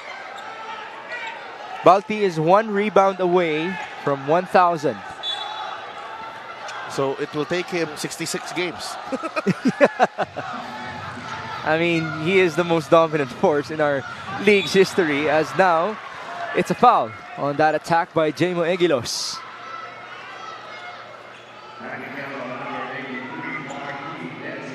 It's on Marquis. Well, the way Pampanga dominated game one, a lot of people have written off Abra, but here they are in the fourth, still batting it out. This free throw is brought to you by Extreme Appliances, ang subok at kompletong appliance brand ng Pilipinas. Yeah, it was easy to dismiss Abra after that game one loss. But then again, this is what they have built all season long. The success of this franchise, though, in their first year has to be remarkable. Yes, absolutely. And again, there is a learning curve in the MPBL, and that sometimes, nakikita natin yan. Everyone had to go through that. Even Pampanga goes through that. But the way this first season has panned out for Abra, regardless of what happens, I think it's going to be up there with some of the fine franchises in this league. As of this moment, they're down by 2. And there's 6.5 minutes remaining in game number 2. Garcia, Baltazar, no handoff to Encho. Instead, he chose MJ. Given space, Garcia will pull up. Too strong. Nice box by RV Bringas, who has been playing splendid in this matchup. RV has stayed out of foul trouble. That's the most important thing. Rebounding story, 45 all. That's already a big achievement against a top rebounding team in the league in Pampanga. Marquis lost it. Oh, that's a bump by Kuya Mark. And an immediate apology. And acknowledgement. But the mismatch was on Batino actually. But kasi si Concepcion yung nasa kanya. Yeah. Although Archie really held his ground, which he has been doing all game long. Now, the size is still there because Cañete pinasok na playing the 3. So that has been the case all game long. A big and tall lineup for Abra to try to neutralize the big and tall lineup of Pampanga. Concepcion leaning in. No good. There you go. The record for Balti Baltazar, reaching 1,000 rebounds in his MPBL career, and he converts with 2 more points. And he was very forceful on that drive. Justin Baltasar following that offensive rebound. In this game, he has 14 points and 15 boards. So he joins the likes of Marquis in that group. A nice feed onto RV Bringas by Cañete. And they forgot about RV Bringas moving well without the basketball. Assist story 18-17. We're going down the wire in the MPBL playoffs. kick out by Archie. And that's a bit too wide for Encho. That's the key right there. Staying in front of Archie Concepcion. This rebound of the game is brought to you by the MPBL Party List, ang Liga ng Mamamayang Pilipino. And it's brought to you by the most dominant force in MPBL history. We have an interview by Nika Abesamis that concerns the family of Balti. Maraming salamat. Kasama ko nga ngayon ang dalawang very special guests. Of course, the lovely wife of Justin Balti Baltazar na si Chick, and of course his son na si Zeus. Magandang gabi sa inyong dalawa. Chick, napakarami nang nangyari sa pangalawang season ni Balti dito sa MPBL. Nag-MVP siya, nag-champion, nag-1,000 points at sa araw na to, naabot na niya ang 1,000 rebounds. Gusto ko malaman sa mga mata ng kanyang asawa, anong masasabi mo sa lahat ng achievements na to?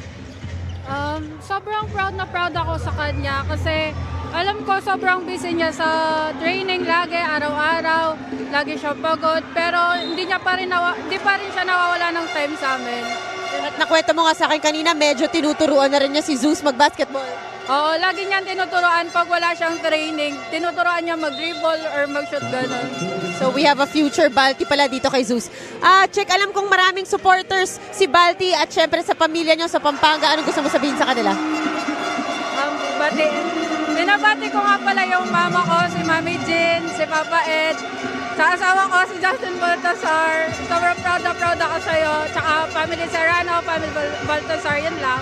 Alright, maraming salamat. Once again, Chick and Zeus Baltazar. Balik sa inyo. 2 points as, wow, that was a big time 3-pointer by Paul Desiderio to try to answer back to Archie Concepcion. But 2 points to respond to that interview. And here's the 4-point play opportunity for Mr. Atinto. Number one, yes, it takes a lot of dedication for a basketball player to go back to his family, spend time with them, but the responsibility of the wife as well. Yes. That's no joke. Alam mo, Megs, Chick actually is the unsung hero. They are, yung mga wives and girlfriends are the unsung heroines of basketball teams because they make sure everything is okay at home. Yeah. And that allows their husbands to go after their dreams. Yes. And of course, they would need to rest. Oh. They would need to, eat properly as Egilos is able to score.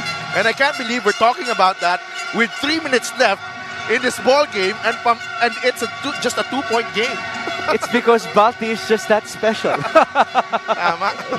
3 minutes, as you mentioned. Here's Marquis trying to back down against Encho. A steal by Balti.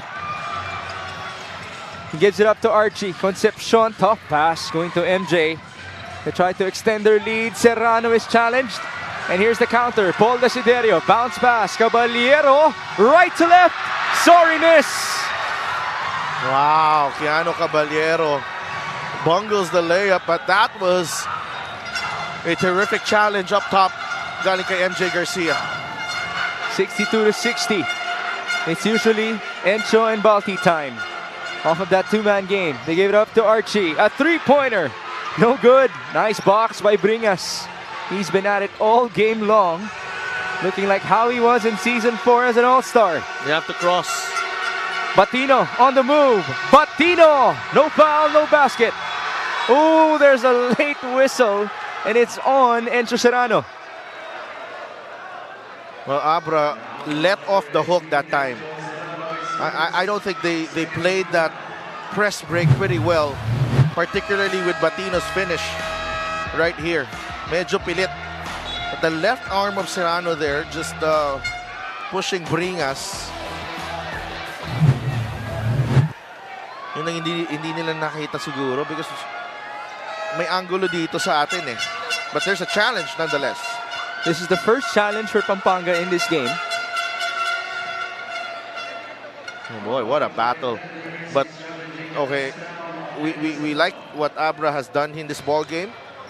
But what about the response as well from Pampanga? Because they are still ahead in this ball game. This challenge is brought to you by the MPBL Party List, ang Liga ng Mamamayang Pilipino.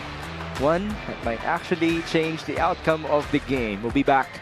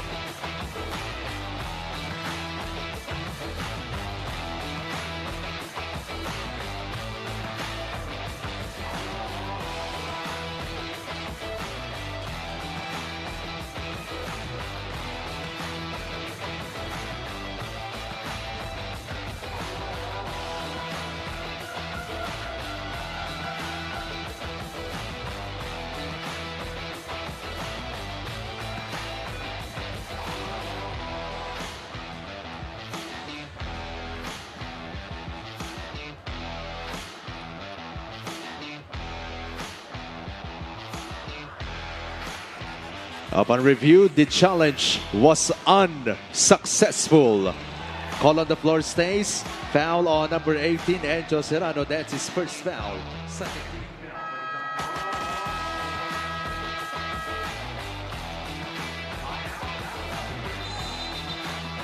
The challenge was unsuccessful, so we are going to proceed with an Abra timeout because they will have possession after this. It is 62-60, 2 minutes and 11 remaining.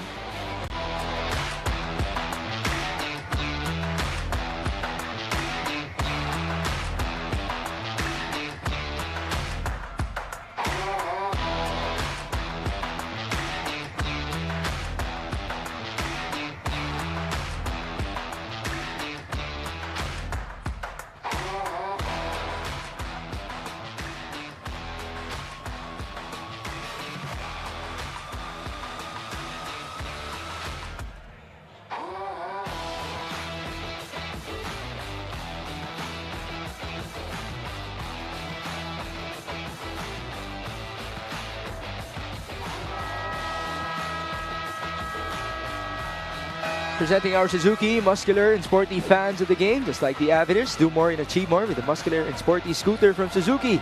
The Avenus, oras na para magmotor. We do appreciate everybody present inside the Nueva Ecija Coliseum in Palayan City, including our VIPs, Commissioner Kenneth Torrentes, Head of Security, Rudy Distrito, Head of Basketball Operations, Emer Oreta, and Paulo Ramos as well, who's a part of our social media team. Social media marketing. Marketing. You name it, he's there. Yeah, he's been there all season long.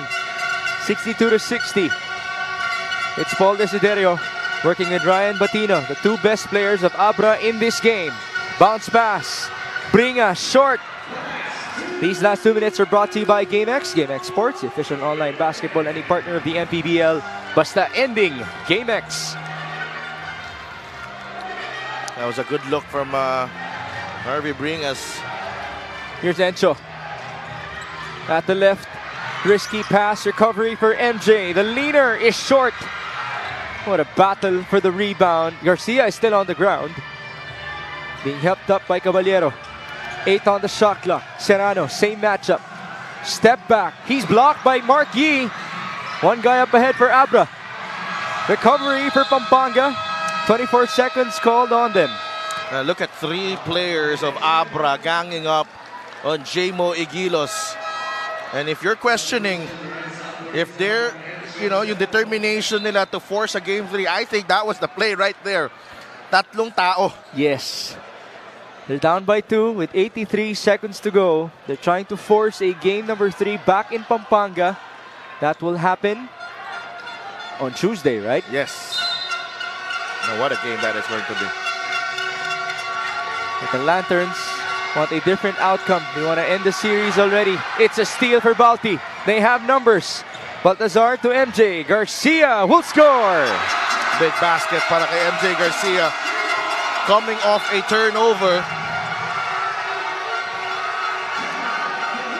MJ Garcia is now up to 12 points with 6 rebounds and 4 assists in 28 minutes of play. This assist of the game is brought to you by the MPBL Party List, ang Kaliga ng Mamamayang Pilipino. Just shooting over Caballero. Usual numbers from MJ Garcia. But it was a turnover that led to this one. And Abra made to pay for that error. They have lost that category. -4 in terms of turnovers in this game compared to Pampanga. 64-60, a minute and 13 to go.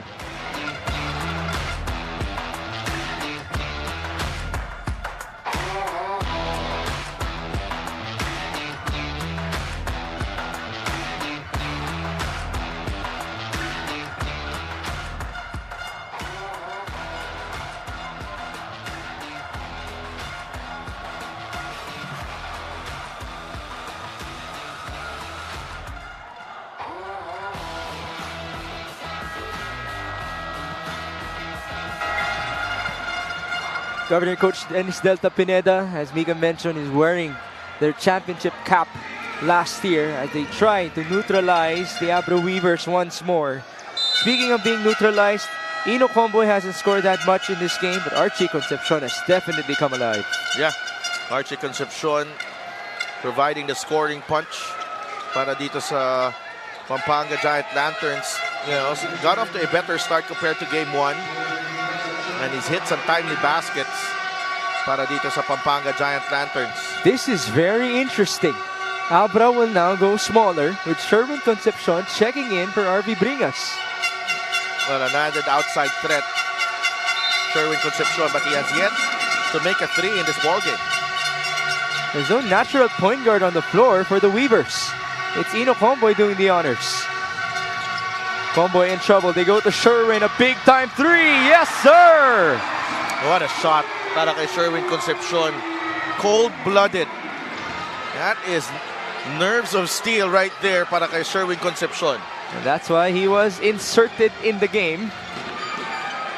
Concepcion just scored his first 3 points in this matchup. It's Aguilos against Mark Yee. Jamon's in trouble and he's fouled. Abra's okay. They are not yet in the penalty. One more foul to give for the Weavers as Cañete will check in. This was the 3-pointer out of nowhere for Sherwin Concepcion just after his jersey was actually held. Well, that was a good play and he was subbed in last minute so hindi nakapaghanda ang depensa ng Pampanga doon. Back with the Lanterns, 45 seconds remaining in game number 2. MJ Garcia against Ino Comboy. Screen by Balti. Garcia drives, MJ will miss. Rebound Marquis. Abra to try to take over. Can they regain the lead? Comboy will attack. The kick out. Cañete. Another kick. It's Batino staying patient. Jumper. Abra with the advantage. Big shot from Alfred Batino. Waited for a bit. Hindi kumagat si Justin Baltasar. And that time, he made sure he had eyes on the rim for a long, long time. Looks at the defenders again. And sukat na sukat ni Alfred Batino. That mid-range jumper going in para kay Alfred Batino. Biggest shot of the season for Abra. They are up by 1 with 25.3 seconds remaining. Jason! Renz! Ang tawag, 14 seconds ay doon o dito? Dito tayo? 14 doon? Hindi, dito tayo. Dito na sa seconds to go. 24, 24.3 boss. 14 tayo boss. 14 tayo. Kailangan natin yung score. Ang ingo natin, anong position? Ano tayo?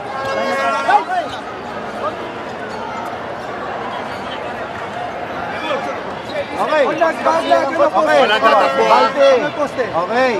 Si Mark, stay ka sa tao mo ha. Yung tao ni shooter. Dalawa ha. Cat and mouse kayo, cat and mouse. Okay, ngayon, Jun Garcia. Pag pinasa, okay. Umatake, yung tao ni Garcia double. Mark. Gernes! Dali tayo dito! Jeff! MJ! 14.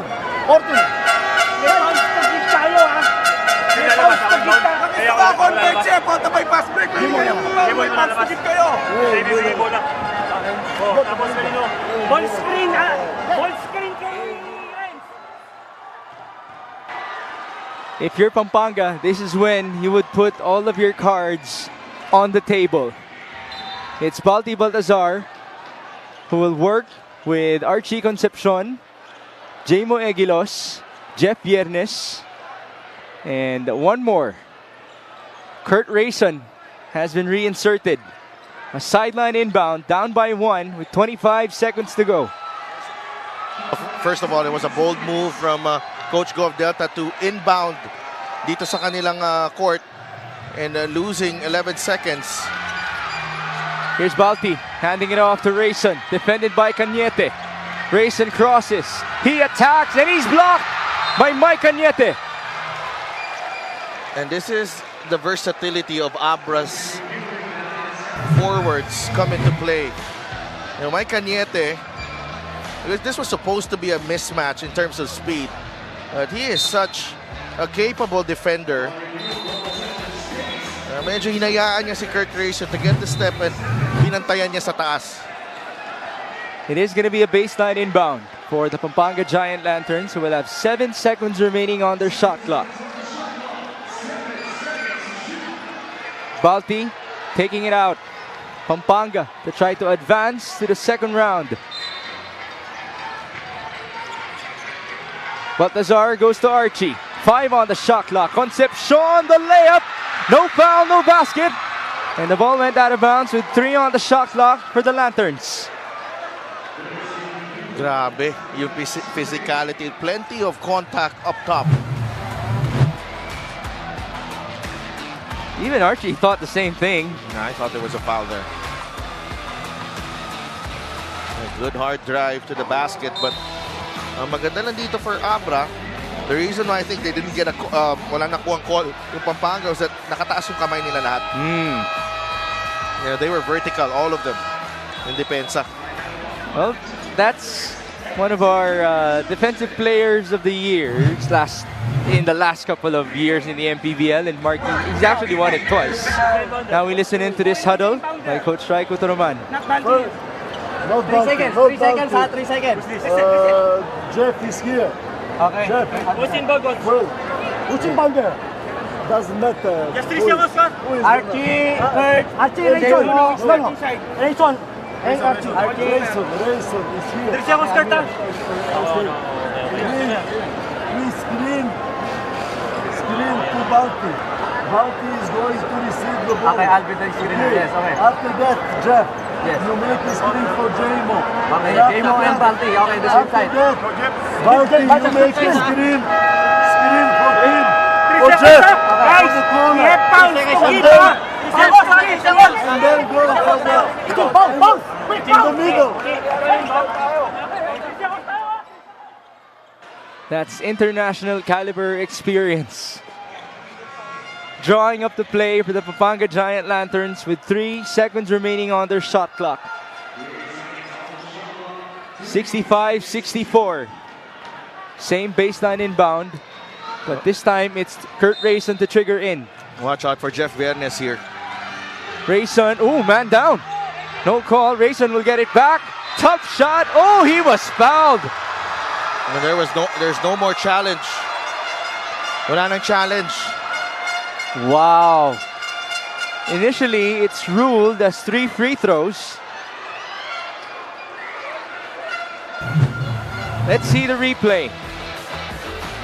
Yung bumagsak dito si Jeff Vernes on the cross screen.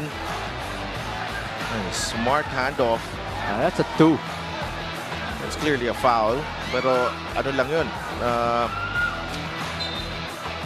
Only 2 free throws para kay Kurt Rayson. Malaking bagay yan.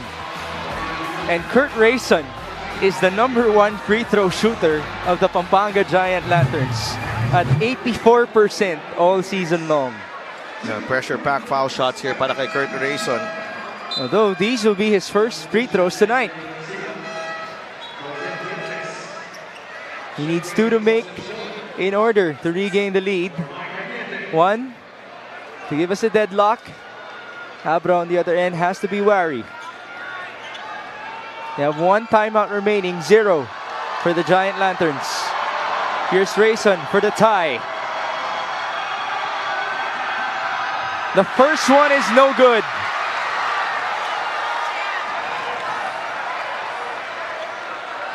Abra has a timeout. Pampanga has fouls to give. 2 more. There you see their owner, Sir A.G. Gonzalez III. Rayson. No deadlock. Offensive rebound. And 2 points for Kurt Rayson.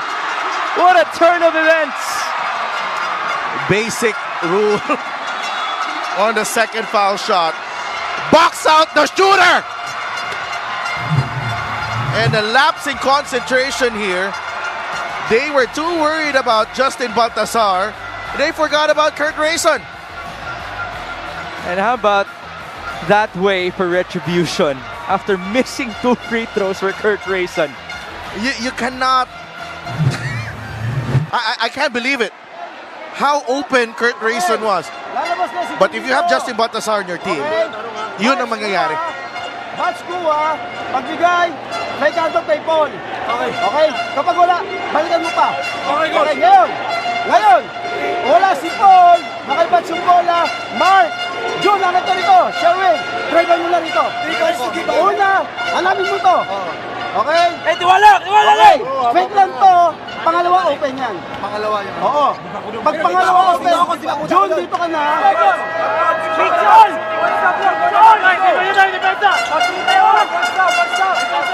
For a moment there, I thought that we were gonna hear the words atin to, papasok to. But now, the Abra Weavers need a big-time basket. Their season is on the line. But they need that type of heroics. Yeah. They need some heroic performance here in the last 10.2 seconds. Sideline for Paul Desiderio. Looking for a teammate. It's Batino. That's a tough spot. A foul given up by Egilos. That's their second to the last foul to give.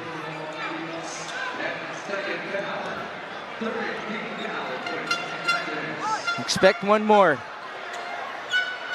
2 seconds taken away from that possession of Abra. Desiderio bounces to Batino. Back to Paul. Are we going to see the foul anytime soon? There it is. They waited for the foul. I wonder why they didn't attack. And that burnt time. Only 3.5 to go. Here's the moment for the Abra Weavers. This possession is for survival. Jun Manzo. Bounce pass. Desiderio for the win. No good. And the Pampanga Giant Lanterns will advance to round number 2. Season on the line. Desiderio had a shot. It wasn't just a good look. It was a great look para kay Paul Desiderio, and he's had a fine game offensively. This is a very good play drawn out by Coach John Garcia. It frees up Desiderio. Just not there para sa Abra. Heartbreak for the Weavers. It was one heck of a ball game that they played. Just keeping it up with the Pampanga Giant Lanterns in the statistical categories that we broke down, which Pampanga dominated all season long. And yet, this is the way they would end the game. We do applaud them for how they performed in this matchup. Paul Desiderio was well on his way onto being the hero for the Weavers. He finishes with 13. Batino, 16 and 9. And there you see Jun Manzo, who played with a sprained ankle.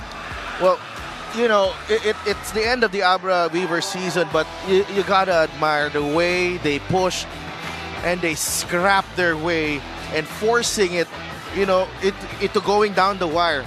And sabi nga natin, a lot of people dismissed them after that game 1 loss. Yes. But here they were, putting a mighty stand and pushing the defending champions all the way up until the final buzzer.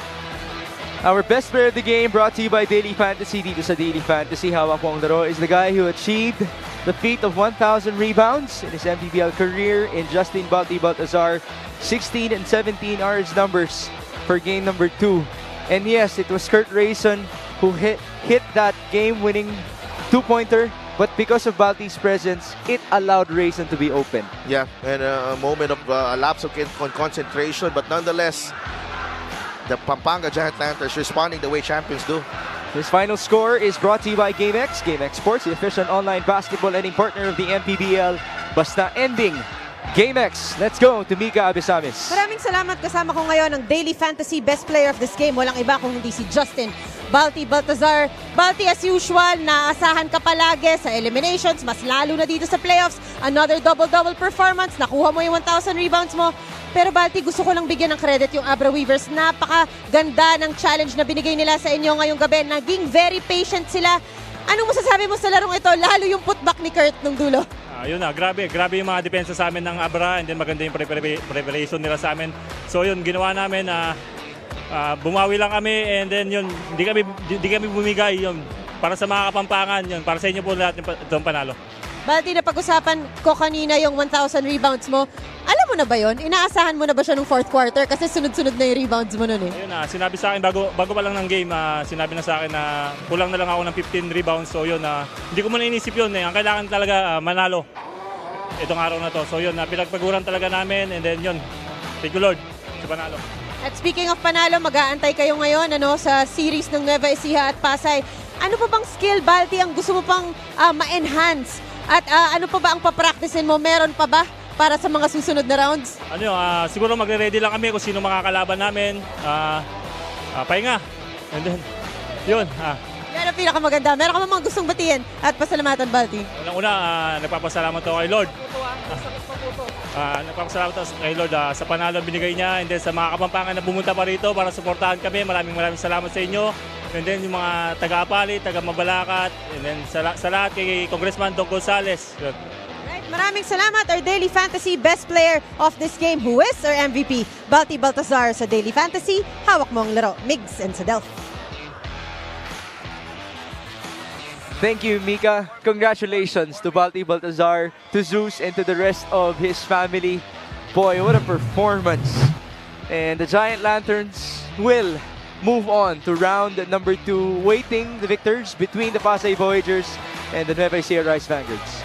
Just a fantastic series para dito sa Pampanga Giant Lanterns, and they weren't, they were far from perfect in the series.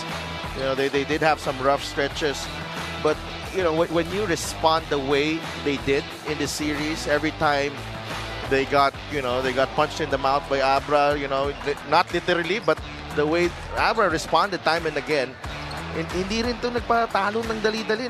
Abra was a tough customer para dito sa Pampanga Giant Lanterns, and the route to the championship immediately nasubukan agad itong Pampanga Giant Lanterns. Remember, all 5 former champions are here this season. In the postseason. Yes, they're all there. They're still there. And Pampanga would potentially have the hardest journey to the championship. If they would go back-to-back. Here's the game-winning play. With the presence of Balti, he drew 2 players on the box-out sequence, and it's Kurt Rayson all alone for that go-ahead bucket.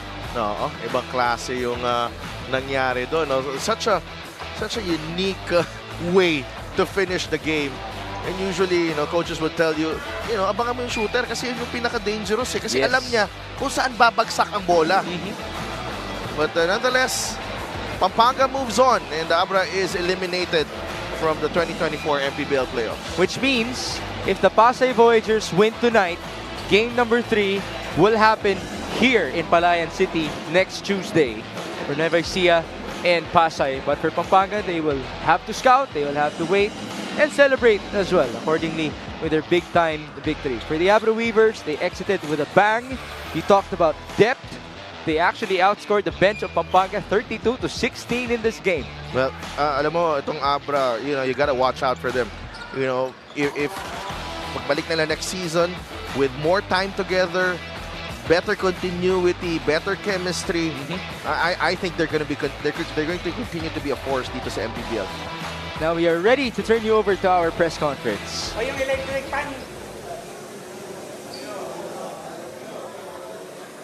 Welcome to our post-game press conference together with us, Gov Delta Pineda, Archie Concepcion, and AG Gonzalez. Coach, I'll start with you. On that dying second, Coach, nagulat ka ba sa naging laro ng mga bata mo? And that shot of Kurt Rayson? Yes. Ano na lang to? Prayers na lang ng mga Kapampangan to, kaya siguro pumasok yung tira na yun. If you see, 2 free throw, nag-miss. Talagang siguro yung dasal po namin talaga na mapunta sa amin yung laro na to, kaya accidentally na rebound pa ni Rayson. Siya pa nakatira, pumasok pa. Archie, on that player side, ano yung napansin mo sa mga player, sa kasama mo? Kung gaano nyo kagusto na makapasok sa semifinals? Yun nga po, nagtulong-tulong lang po kami nung last ilang seconds po, talagang nag-usap-usap po kami. Talagang si Balti po, hinawakan niya po kami na sabi niya, guards, wag tayong bibitaw. Kaya yun, talagang yung ilang segundo, talagang binigay namin yung defense namin May konting lapses pero yun, good thing nakuha po namin yung panalo.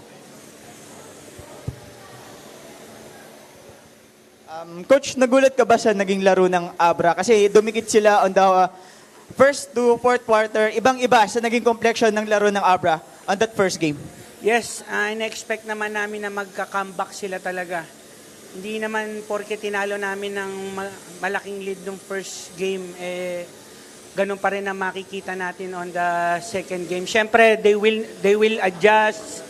Tsaka ayaw rin nila sumuko. Yung Abra team, talagang buo rin yung team. Makikita mo na talagang hindi sila surrender. So kaya nakita nyo, talagang close game talaga. Sir AG, yung suporta naman po ninyo sa Team Pampanga, ngayon you're eyeing for a back-to-back championship. Yun nga, sa suporta ng mga Kapampangan, mga kabalin namin. So, yun nga, natumulong yung nila, yung cheer nila sa amin para makuha tong quarterfinals para mag-advance kami sa semifinals.